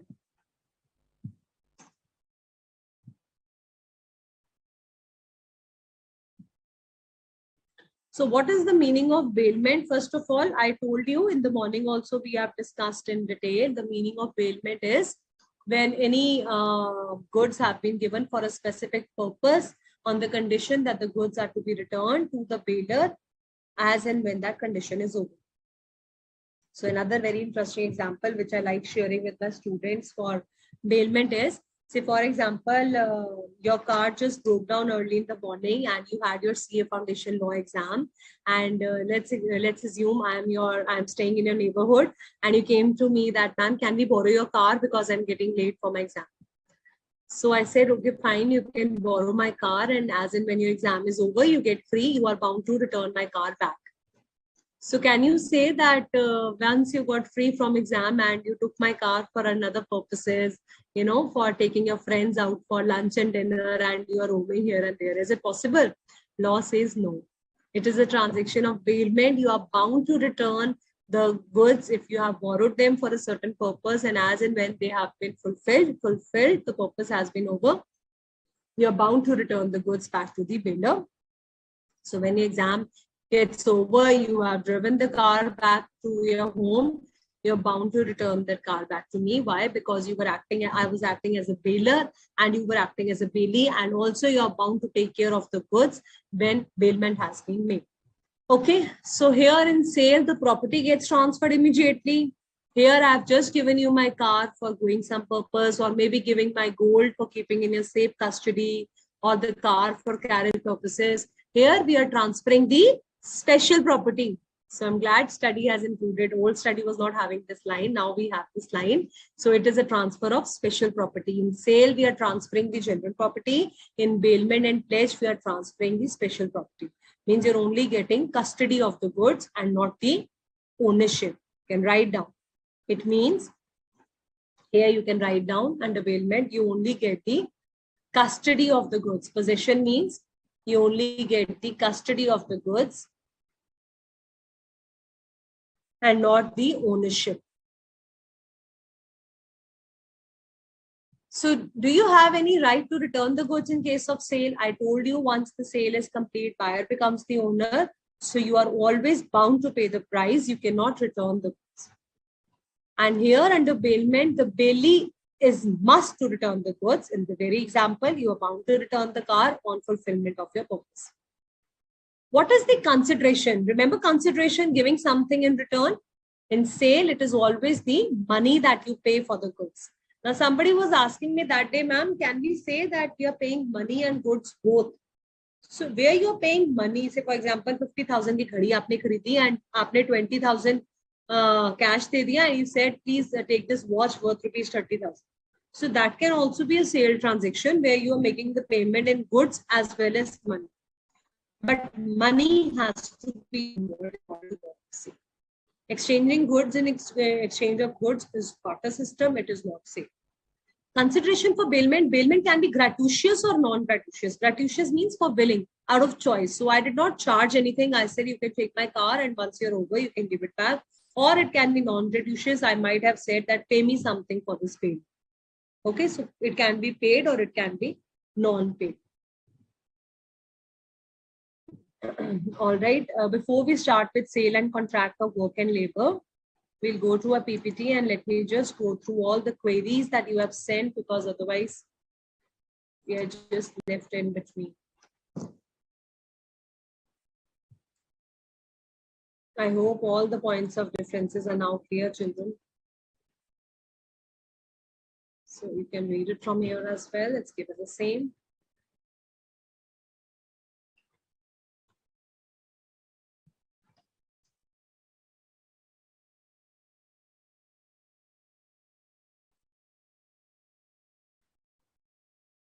Mr. R.N. Anand, if the price is paid by the buyer and he becomes insolvent, then also he is bound, then his official assignee is bound to recover the goods.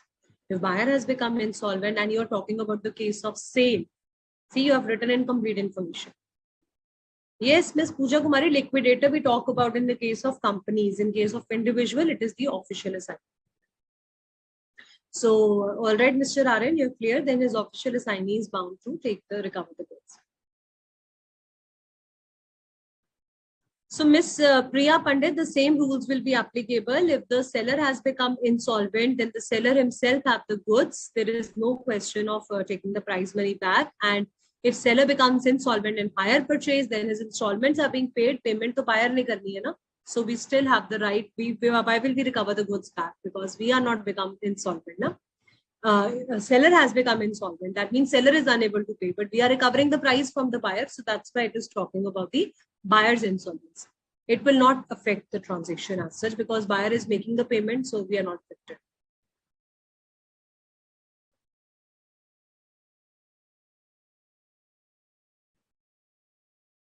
Now, Ms. Sakshi Kadlokar, you have written very incomplete information. If in hire purchase, Kunal doesn't have goods available with him, then what? When he becomes insolvent. So what is your question? So he doesn't have goods available with him. How can you say he has taken the goods on hire purchase? So your question is not clear. Yes, Ms. Anchal, if you return the goods, you have to give the reasons even after 2 installments. You have the right to terminate. This is the right which law has given.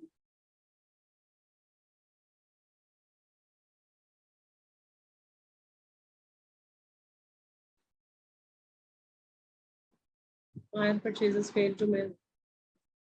Mr. Shivam, if he fails to make the payment, that means you mean to say if he's breaching the contract, then the circumstances will be different.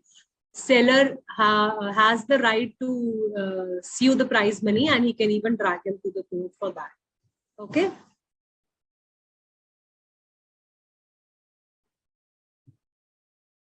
You're writing, if he failed to pay the last installment, will he get the money that he has paid? If he fails to pay the last installment, then the seller will drag him to the court and will recover the full money. Why will he get the money paid for that? Children, please be clear what you're writing.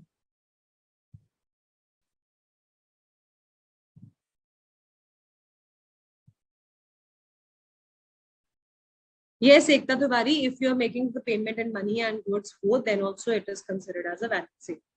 Miss Kushi, gratuitous means that out of choice, out of love and affection, you have made certain transactions and you're not charging anything for that payment. Non-gratuitous means where you're charging for that particular payment.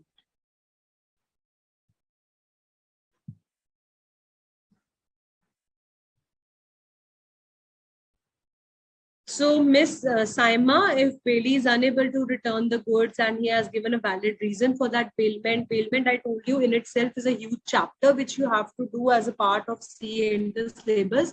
Here we are simply understanding why bailment is different from sale. Why? Because in bailment, you do not become the owner. Even if you're returning the goods after 2 days, you have made this agreement with the bailer that I will give you the goods after 2 days, then also it's absolutely fine. Miss Anjana, we are yet to do transfer of property. We have not yet done that.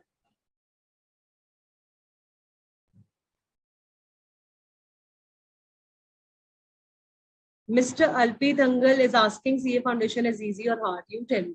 Why are you finding it hard? It's very simple. If you revise, if you be consistent with your studies, it becomes very simple. Mr. Kunal, we tried to cover that in transfer of title. All right, so I'm going to answer only the relevant queries now, children. Bailer and Bailey, Miss Chahal, I am giving you the car for taking it for certain purpose. So I become the bailer. You are using my car for a certain purpose. When you're bound to return that, you become Bailey. Ekta just in rem means when you get the rights against the whole world in case of sale, and under agreement to sell, you only get rights against that particular person. All right.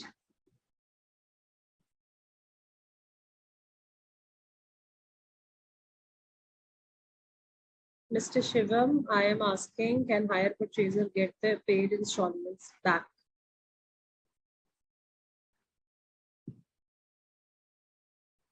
Yes, if you are terminating the contract, then it depends upon the terms and conditions, Mr. Shivam. What terms on which you have made the hire purchase agreement? Mr. Ashutosh, if you damage the things, I told you as a hirer, you have to take care of the goods which you have taken on rent as a belly. And if you damage the products, you will have to bear the loss. Seller will not bear the loss. Hirer has to take care of the goods as a belly. Okay, so he will be responsible.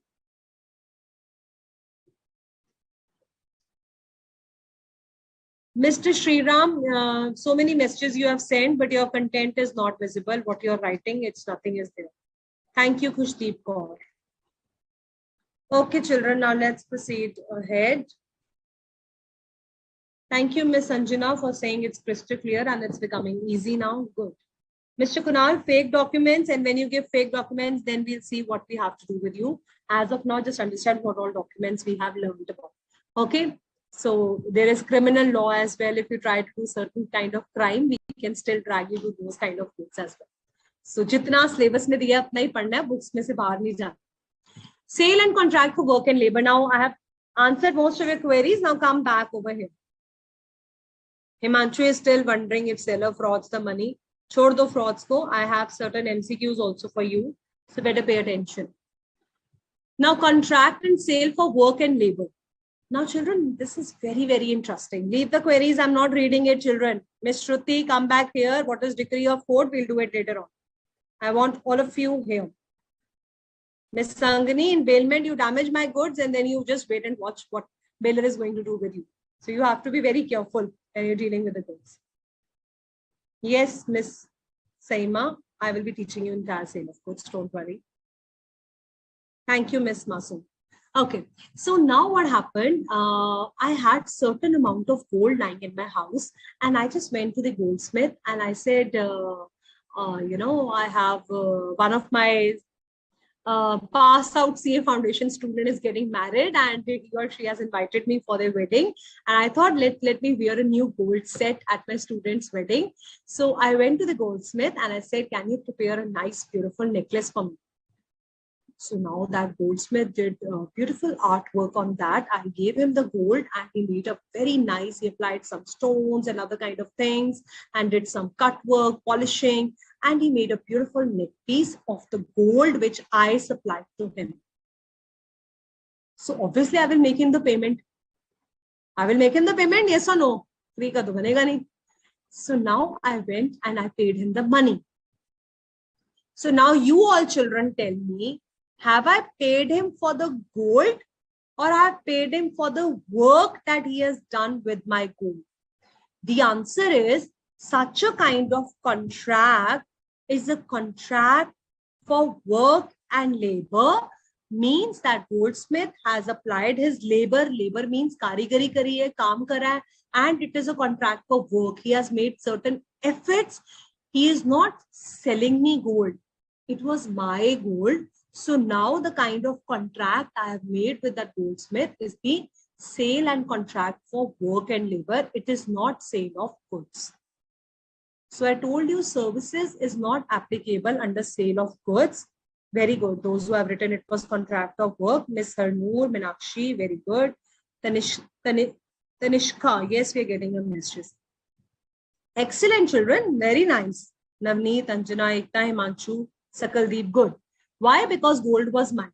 But at the same time, when you go to the market and you purchase a beautiful gold neck piece, in such a case, it is a contract of sale. So when you have your own, another example for contract for work and labor can be, you purchase the cloth from the market and you gave it to the tailor for stitching a pants for you. So when you pay to the tailor for those pants, are you paying it for the pants or are you paying it for the goods or for the work and labor? Now tell me. When you go to the tailor, yes, Ayushi, boutique is also a good example.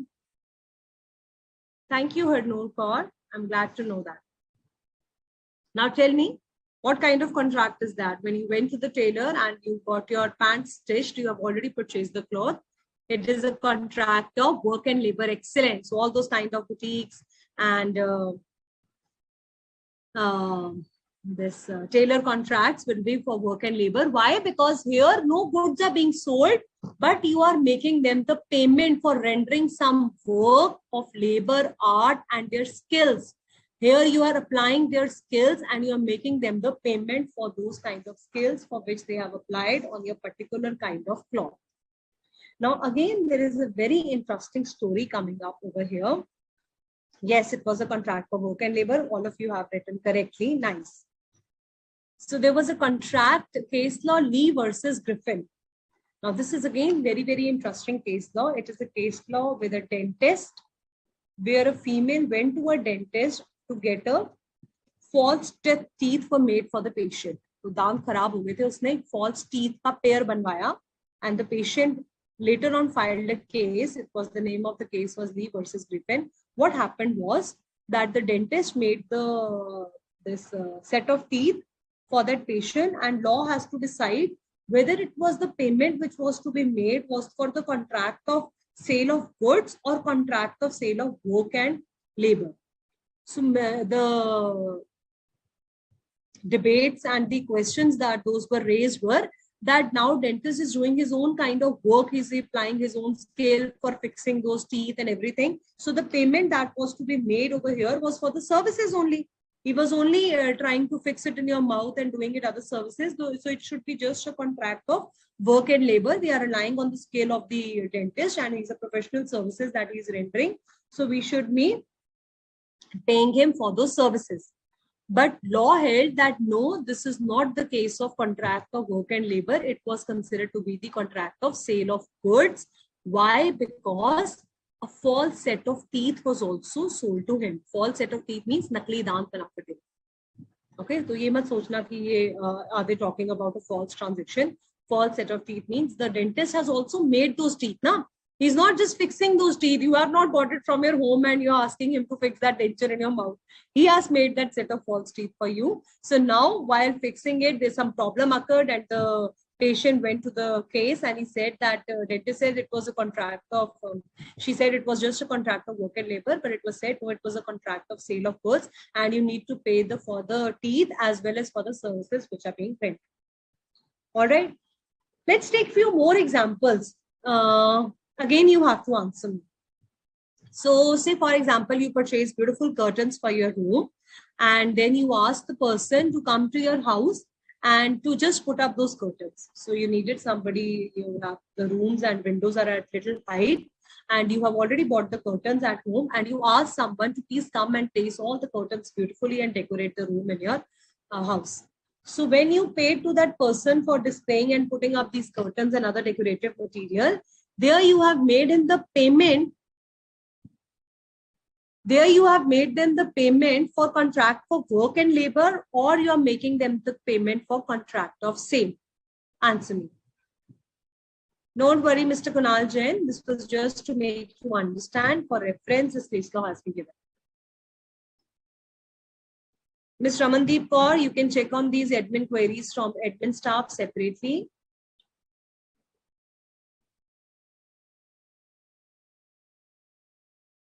So Mr. LP Thangal, we are waiting for your answer. Was it a contract of work and labor or it was the contract for sale of goods? I hope you have understood the example clearly. Excellent, Miss Varda, Ritika, Shruti, Shrey, Nital, Priya, all those who have written it was a contract for work and labor. Give yourself a patting from my side. Well done. Why? Because the curtains, I have already purchased the curtains and now you have just been asked. It is only for rendering of the services. It is not for sale. Very good, Mr. Ankit. So it is entirely the contract of work and labor. Wow, yeah. Very intelligent students I have sitting with me. Everyone is clear. Yes, Miss Masoom says payment is done only for the efforts made in fixing the curtain. That's why it is for contract of work and labor. I'm impressed with the answers. Very nice. Yes, Miss Anushka, that's correct.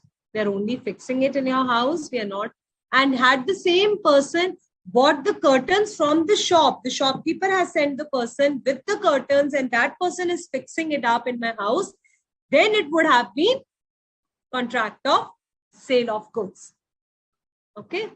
So there is a thin line of difference. You have to see whether it is for work and labor or it is for both the things. So one small topic was left over here. I hope you will read it on your own because it's very, very simple. What is the meaning of contract of sale? So you have all understood.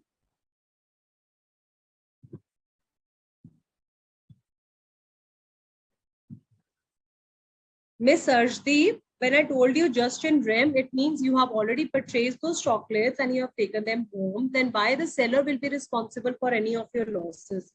You have the rights against all those goods. If you have suffered the loss, you cannot blame the seller because you have now become the owner. Okay. Miss Aska, if hire purchase thing becomes stolen, then it will be a different story. We just have to understand whether it was a case of sale or not. It is not a case of sale. Ownership is yet to be passed. You were bound to take care of it as a bailee. Now, if it has been got stolen, please file a complaint, go to police station, tell them that this is the thing I took on hire purchase, try to catch off the thief and also tell your hire purchaser that this is what has happened, the theft has happened in my house and all the things that you do in case of theft has been happening in your house, you have to do the same things. Okay. So please ask me the questions relevant to your syllabus, not here and there. Contract of sale. Now, what are the essential elements for contract of sale? Buyer and seller, two parties have to be there. Can you sell the goods to yourself or can you purchase your own goods? No. So two parties are must whenever we are talking about sale of goods. So if partners are sharing the profits among themselves, so you cannot say that they're selling the goods. They're partners. They're not buyer and seller. Okay. Shares are included. Yes, Mr. Varun. Okay, now let me just complete it. Movable goods. They're always applicable to movable goods. Price in money is also clear. Transfer of property take place. Which property takes place? It is always transferring of general property. The only point over here was the sale can be absolute or conditional. Absolute means I'm not attaching any condition to it. I sold you the machine. This person is giving you the box of chocolates and paying you the money. Clear. But you attach the condition. You are supposed to deliver the chocolates to my home. Then only the payment will be made. Then it is a conditional contract of sale. All the essential elements. What were the other essential elements of the valid contract? Can you tell me? Performance of contract, all those were say offer, acceptance, free consent, everything should be present in a contract of sale, all the valid essentials of the valid contract. Contract of sale, how it is made? It can be made by offering to buy or sell the goods for a price. It can happen on an immediate delivery. So you immediately deliver the goods, then also it can happen. Now, all those who are asking about cash and credit sales, pay attention. You can immediately pay the price, future delivery. So you paid for the machine and I said the cart person will come, he will upload the goods on cart and he will deliver it to your house. Then also it is a contract of sale. Delivery and payment both happened immediately. You made the payment in installments, then also is a contract of sale. Hire purchase tab hoga when I have written in the agreement that this is an hire purchase agreement. But where I'm specifically making a sale transaction and you're making me the payment in installments, then it will be a contract of sale. Or delivery and payment both can also happen in future dates. Then also it can be a contract of sale. What is the subject matter of contract of sales? We have already done that. What is the subject matter? On what contract of sale basis what is made? It is always the goods. Existing goods can be specific, a certain, uncertain. If the goods are future goods, when they will come, be produced, manufactured, then they are sold, or it can be contingent goods as well. What happens to the perishing, how the price is determined, we'll take up in the next class, because we're just left with 10 minutes and I don't want you to miss on the quiz. Bailor, Bailey, I've already defined, Mr. Himanshu, that I have given you the goods for using certain purpose. I am the bailor. You're using it. You are the bailor. Miss Priya Pandit, thank you so much. Even I would love to meet all of you once in my life. Definitely. Absolute means as it is. Yes, Miss Pooja, that's correct. So, all those who have written essential elements, good. Miss Nithal Soni, I think you're correct.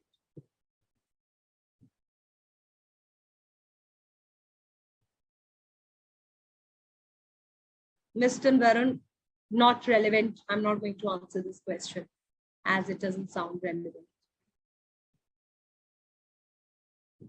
Okay, can we please proceed ahead? Just in personam, why buyer can sue against the seller as there is no sale or agreement? So, Mr. Kunal, you have just in persona in case of agreement to sell. It means that you have only the rights against that particular person. Agreement to kara tha na, usne promise to kara tha na that I will be selling you the car on this and that date. So we learned that we can sue you for the damages. But who will you sue for the damages? Will you sue the neighbor's shopkeeper or that only? So just in personam tells that you have only the rights against that particular person. You can debate with him, you can fight with him, or whatever you want to do with him, you can only discuss with him. Miss Samriti, notes will be uploaded. I told you after the class. Okay, test your knowledge. A contract for the sale of goods where the property passes to the buyer on the payment of total price in future date. What do you call that? Is it a contract of sale, agreement to sell, hire purchase, or sale on a good?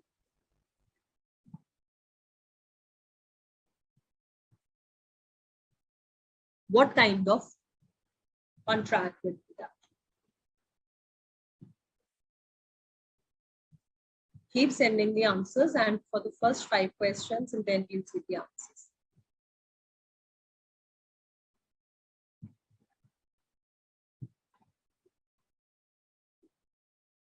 Miss Ambika, that is again not a relevant question that you're asking. Which price we are selling the goods. So price, we are yet to do a certainment of price. So you ask me when we are done with the topic of a certainment of price. Okay, Ambika Joshi.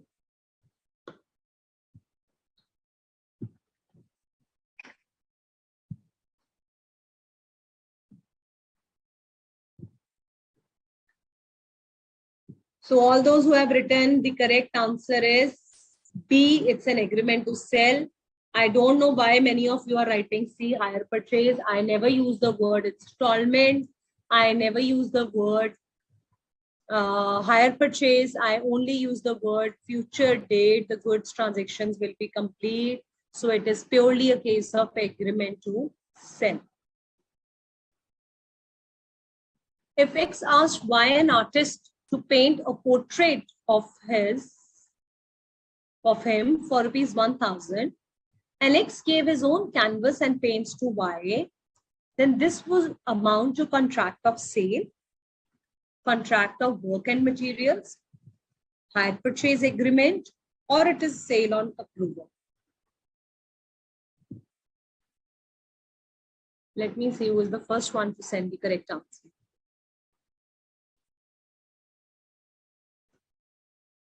So now you write second A or B or C, okay? So that I know.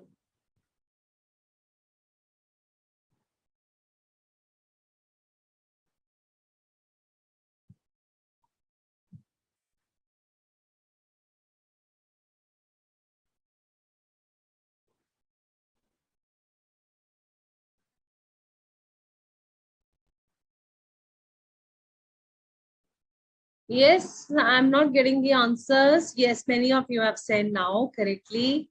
So 90% of the class has answered it correctly. It is contract for work and labor. The thing was only to make you confused.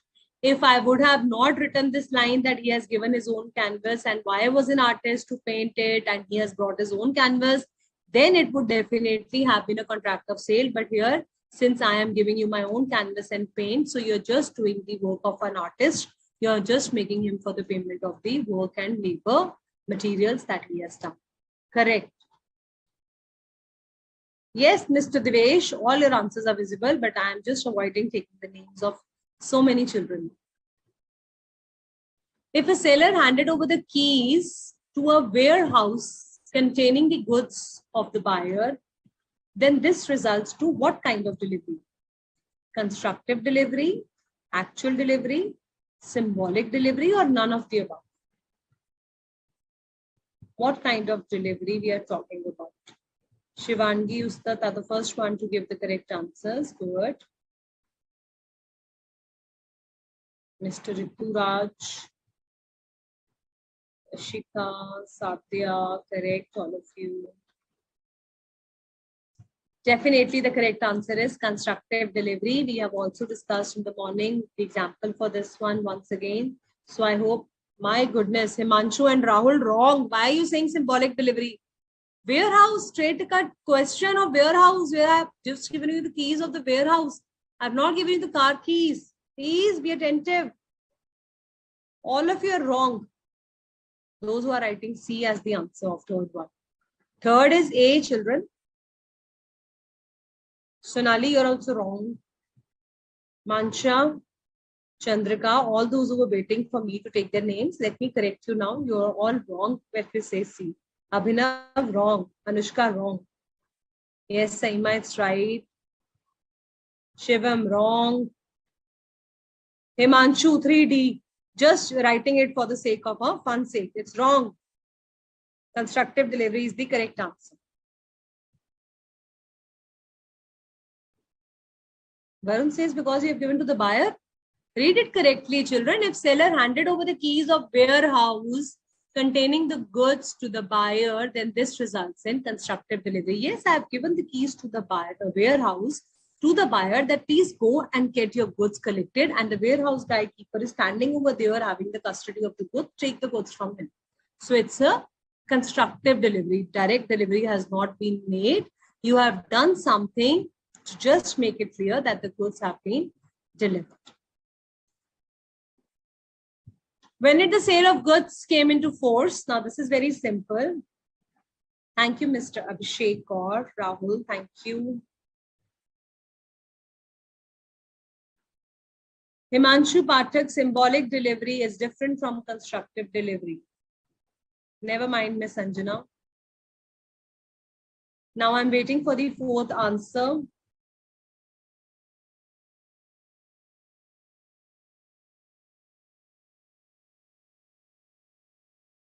Very good. I think this everyone knew. It became applicable on 1st July 1930. That's the correct answer. Contract of sale of goods deal with movable goods, money, immovable goods, or all of the above. Hurry up. We still have 3 minutes left, so we'll try to cover maximum questions today.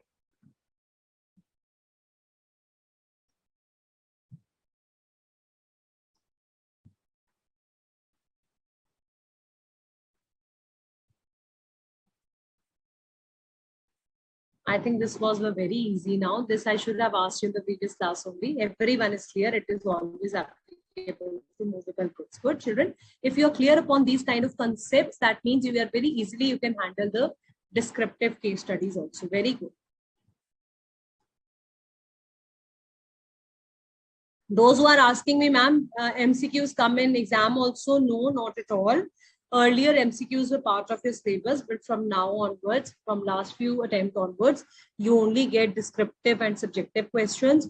Also, the case study based questions are there, children, wherein how you have to represent those case study answers, that we'll discuss when we go to the mock test papers. So which section, just to try testing your knowledge, if you have read the study material carefully, which section is applicable for definition of the buyer? Section 2, subsection 1, 2, subsection 10, 2, subsection 5, or 2, subsection 2? Miss Meenakshi is the first one to answer. Mary, Ustad, Varda, Anushka, Kalyani, Ronit, all of you are correct. Ambika, Sudhanshu, Kunal Jain, Ronit, section 2, subsection 1 is very much right for the definition of buyer. Okay, now this is interesting. Future goods are the goods to be manufactured or produced or acquired by the seller after making the contract of sale. Is it true or false? Rituraj, it was 2, subsection 1. It was wrong that you have written.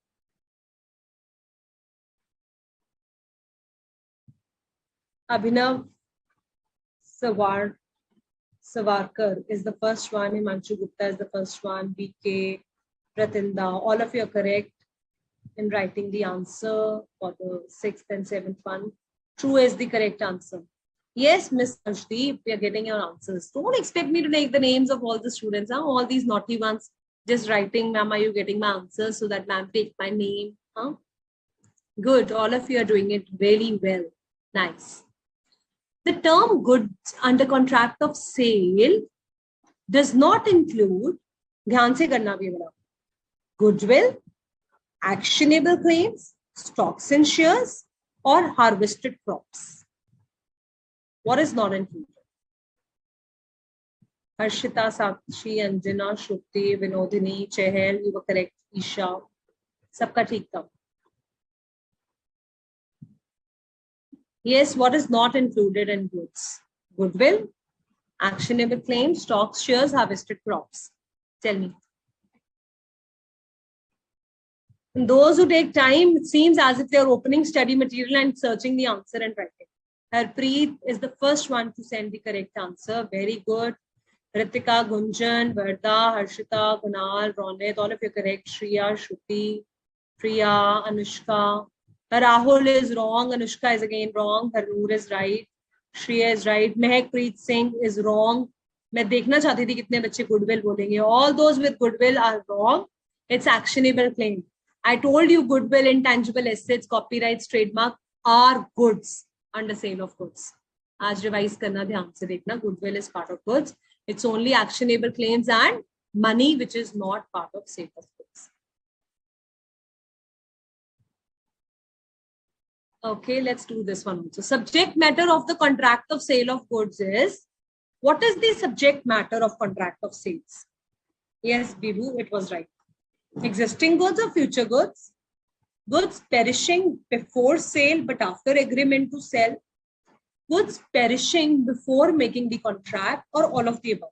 What is the subject matter of contract of sale? As per you, what is the subject matter of contract of sale? Sorry.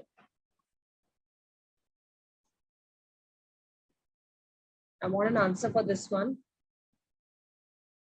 Miss Arshdeep is correct. Harpreet is correct. Ustad is correct. Ashish is correct. All those who have given 9D is correct. Samriti, now you're asking what is actionable claims.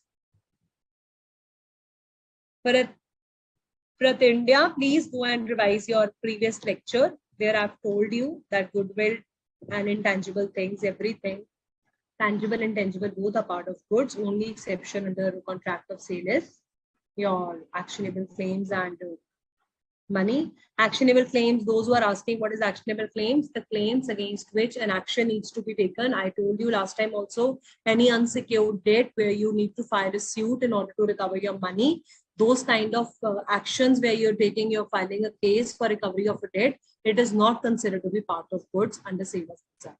And the correct answer to this one is it's all of the above, children, whether it's goods perishing, existing or future goods. I told you goods are the subject matter for the contract of sale of goods.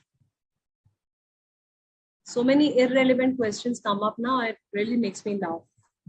Endorsement and mortgage. They are not at all having any, similarity. I don't know why you're writing. Okay. So I hope now it's clear. And the last question for today's session, sale of goods creates the right in rem, right in personam, or right in things, or all of the above. Let's see who is the first one to answer this.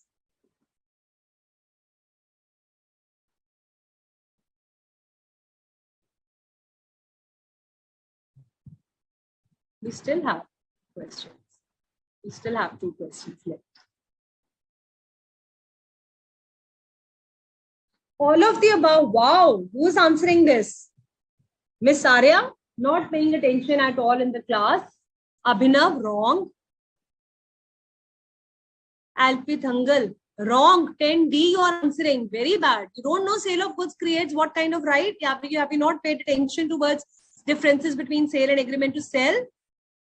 All those who are writing 10D is wrong. The correct answer is just right in rem.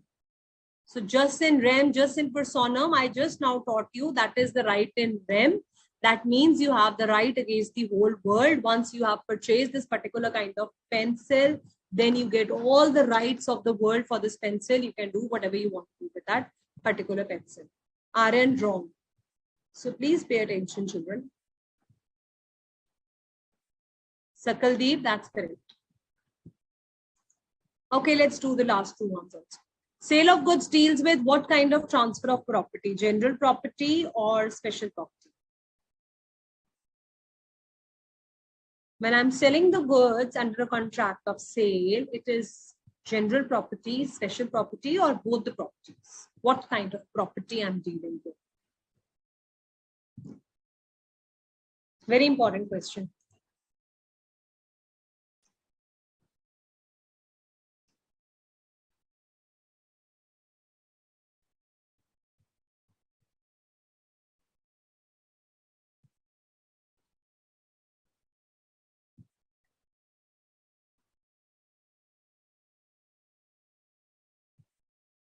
Sudhanshu Shekhar, the answer is absolutely wrong. Soumya wrong. Harnoor wrong.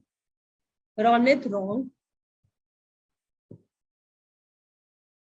Rachesh wrong. Minakshi wrong. Ambika wrong. Poloji correct. Himanshu correct. Kunal. Yes, Samriti, that's correct.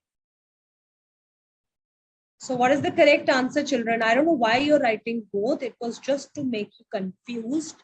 I told you, contract of sale defines both the properties, but why we have learned both the properties? Because I told you sale of goods always deal with the general property. But just since morning, I'm speaking pledge and bailment are the cases where we have special property. Sale of goods, may we have general property. And now you're writing both. Very bad. I'm very disappointed with those who have written both. You really need to revise things. And excellent. Sakshi, Shargar, Vinodini, Himanshu Gupta, Radhika, Kushdeep, Ritika, Minakshi. Again, Vinodini A.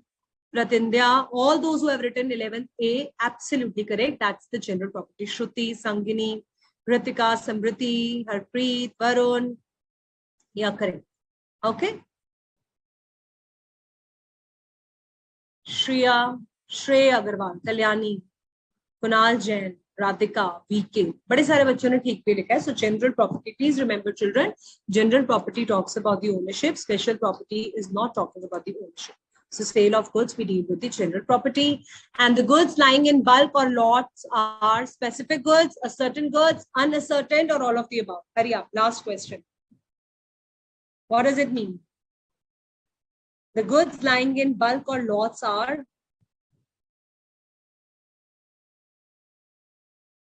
Shruti, Sonali, Nitin, correct. Devesh, correct.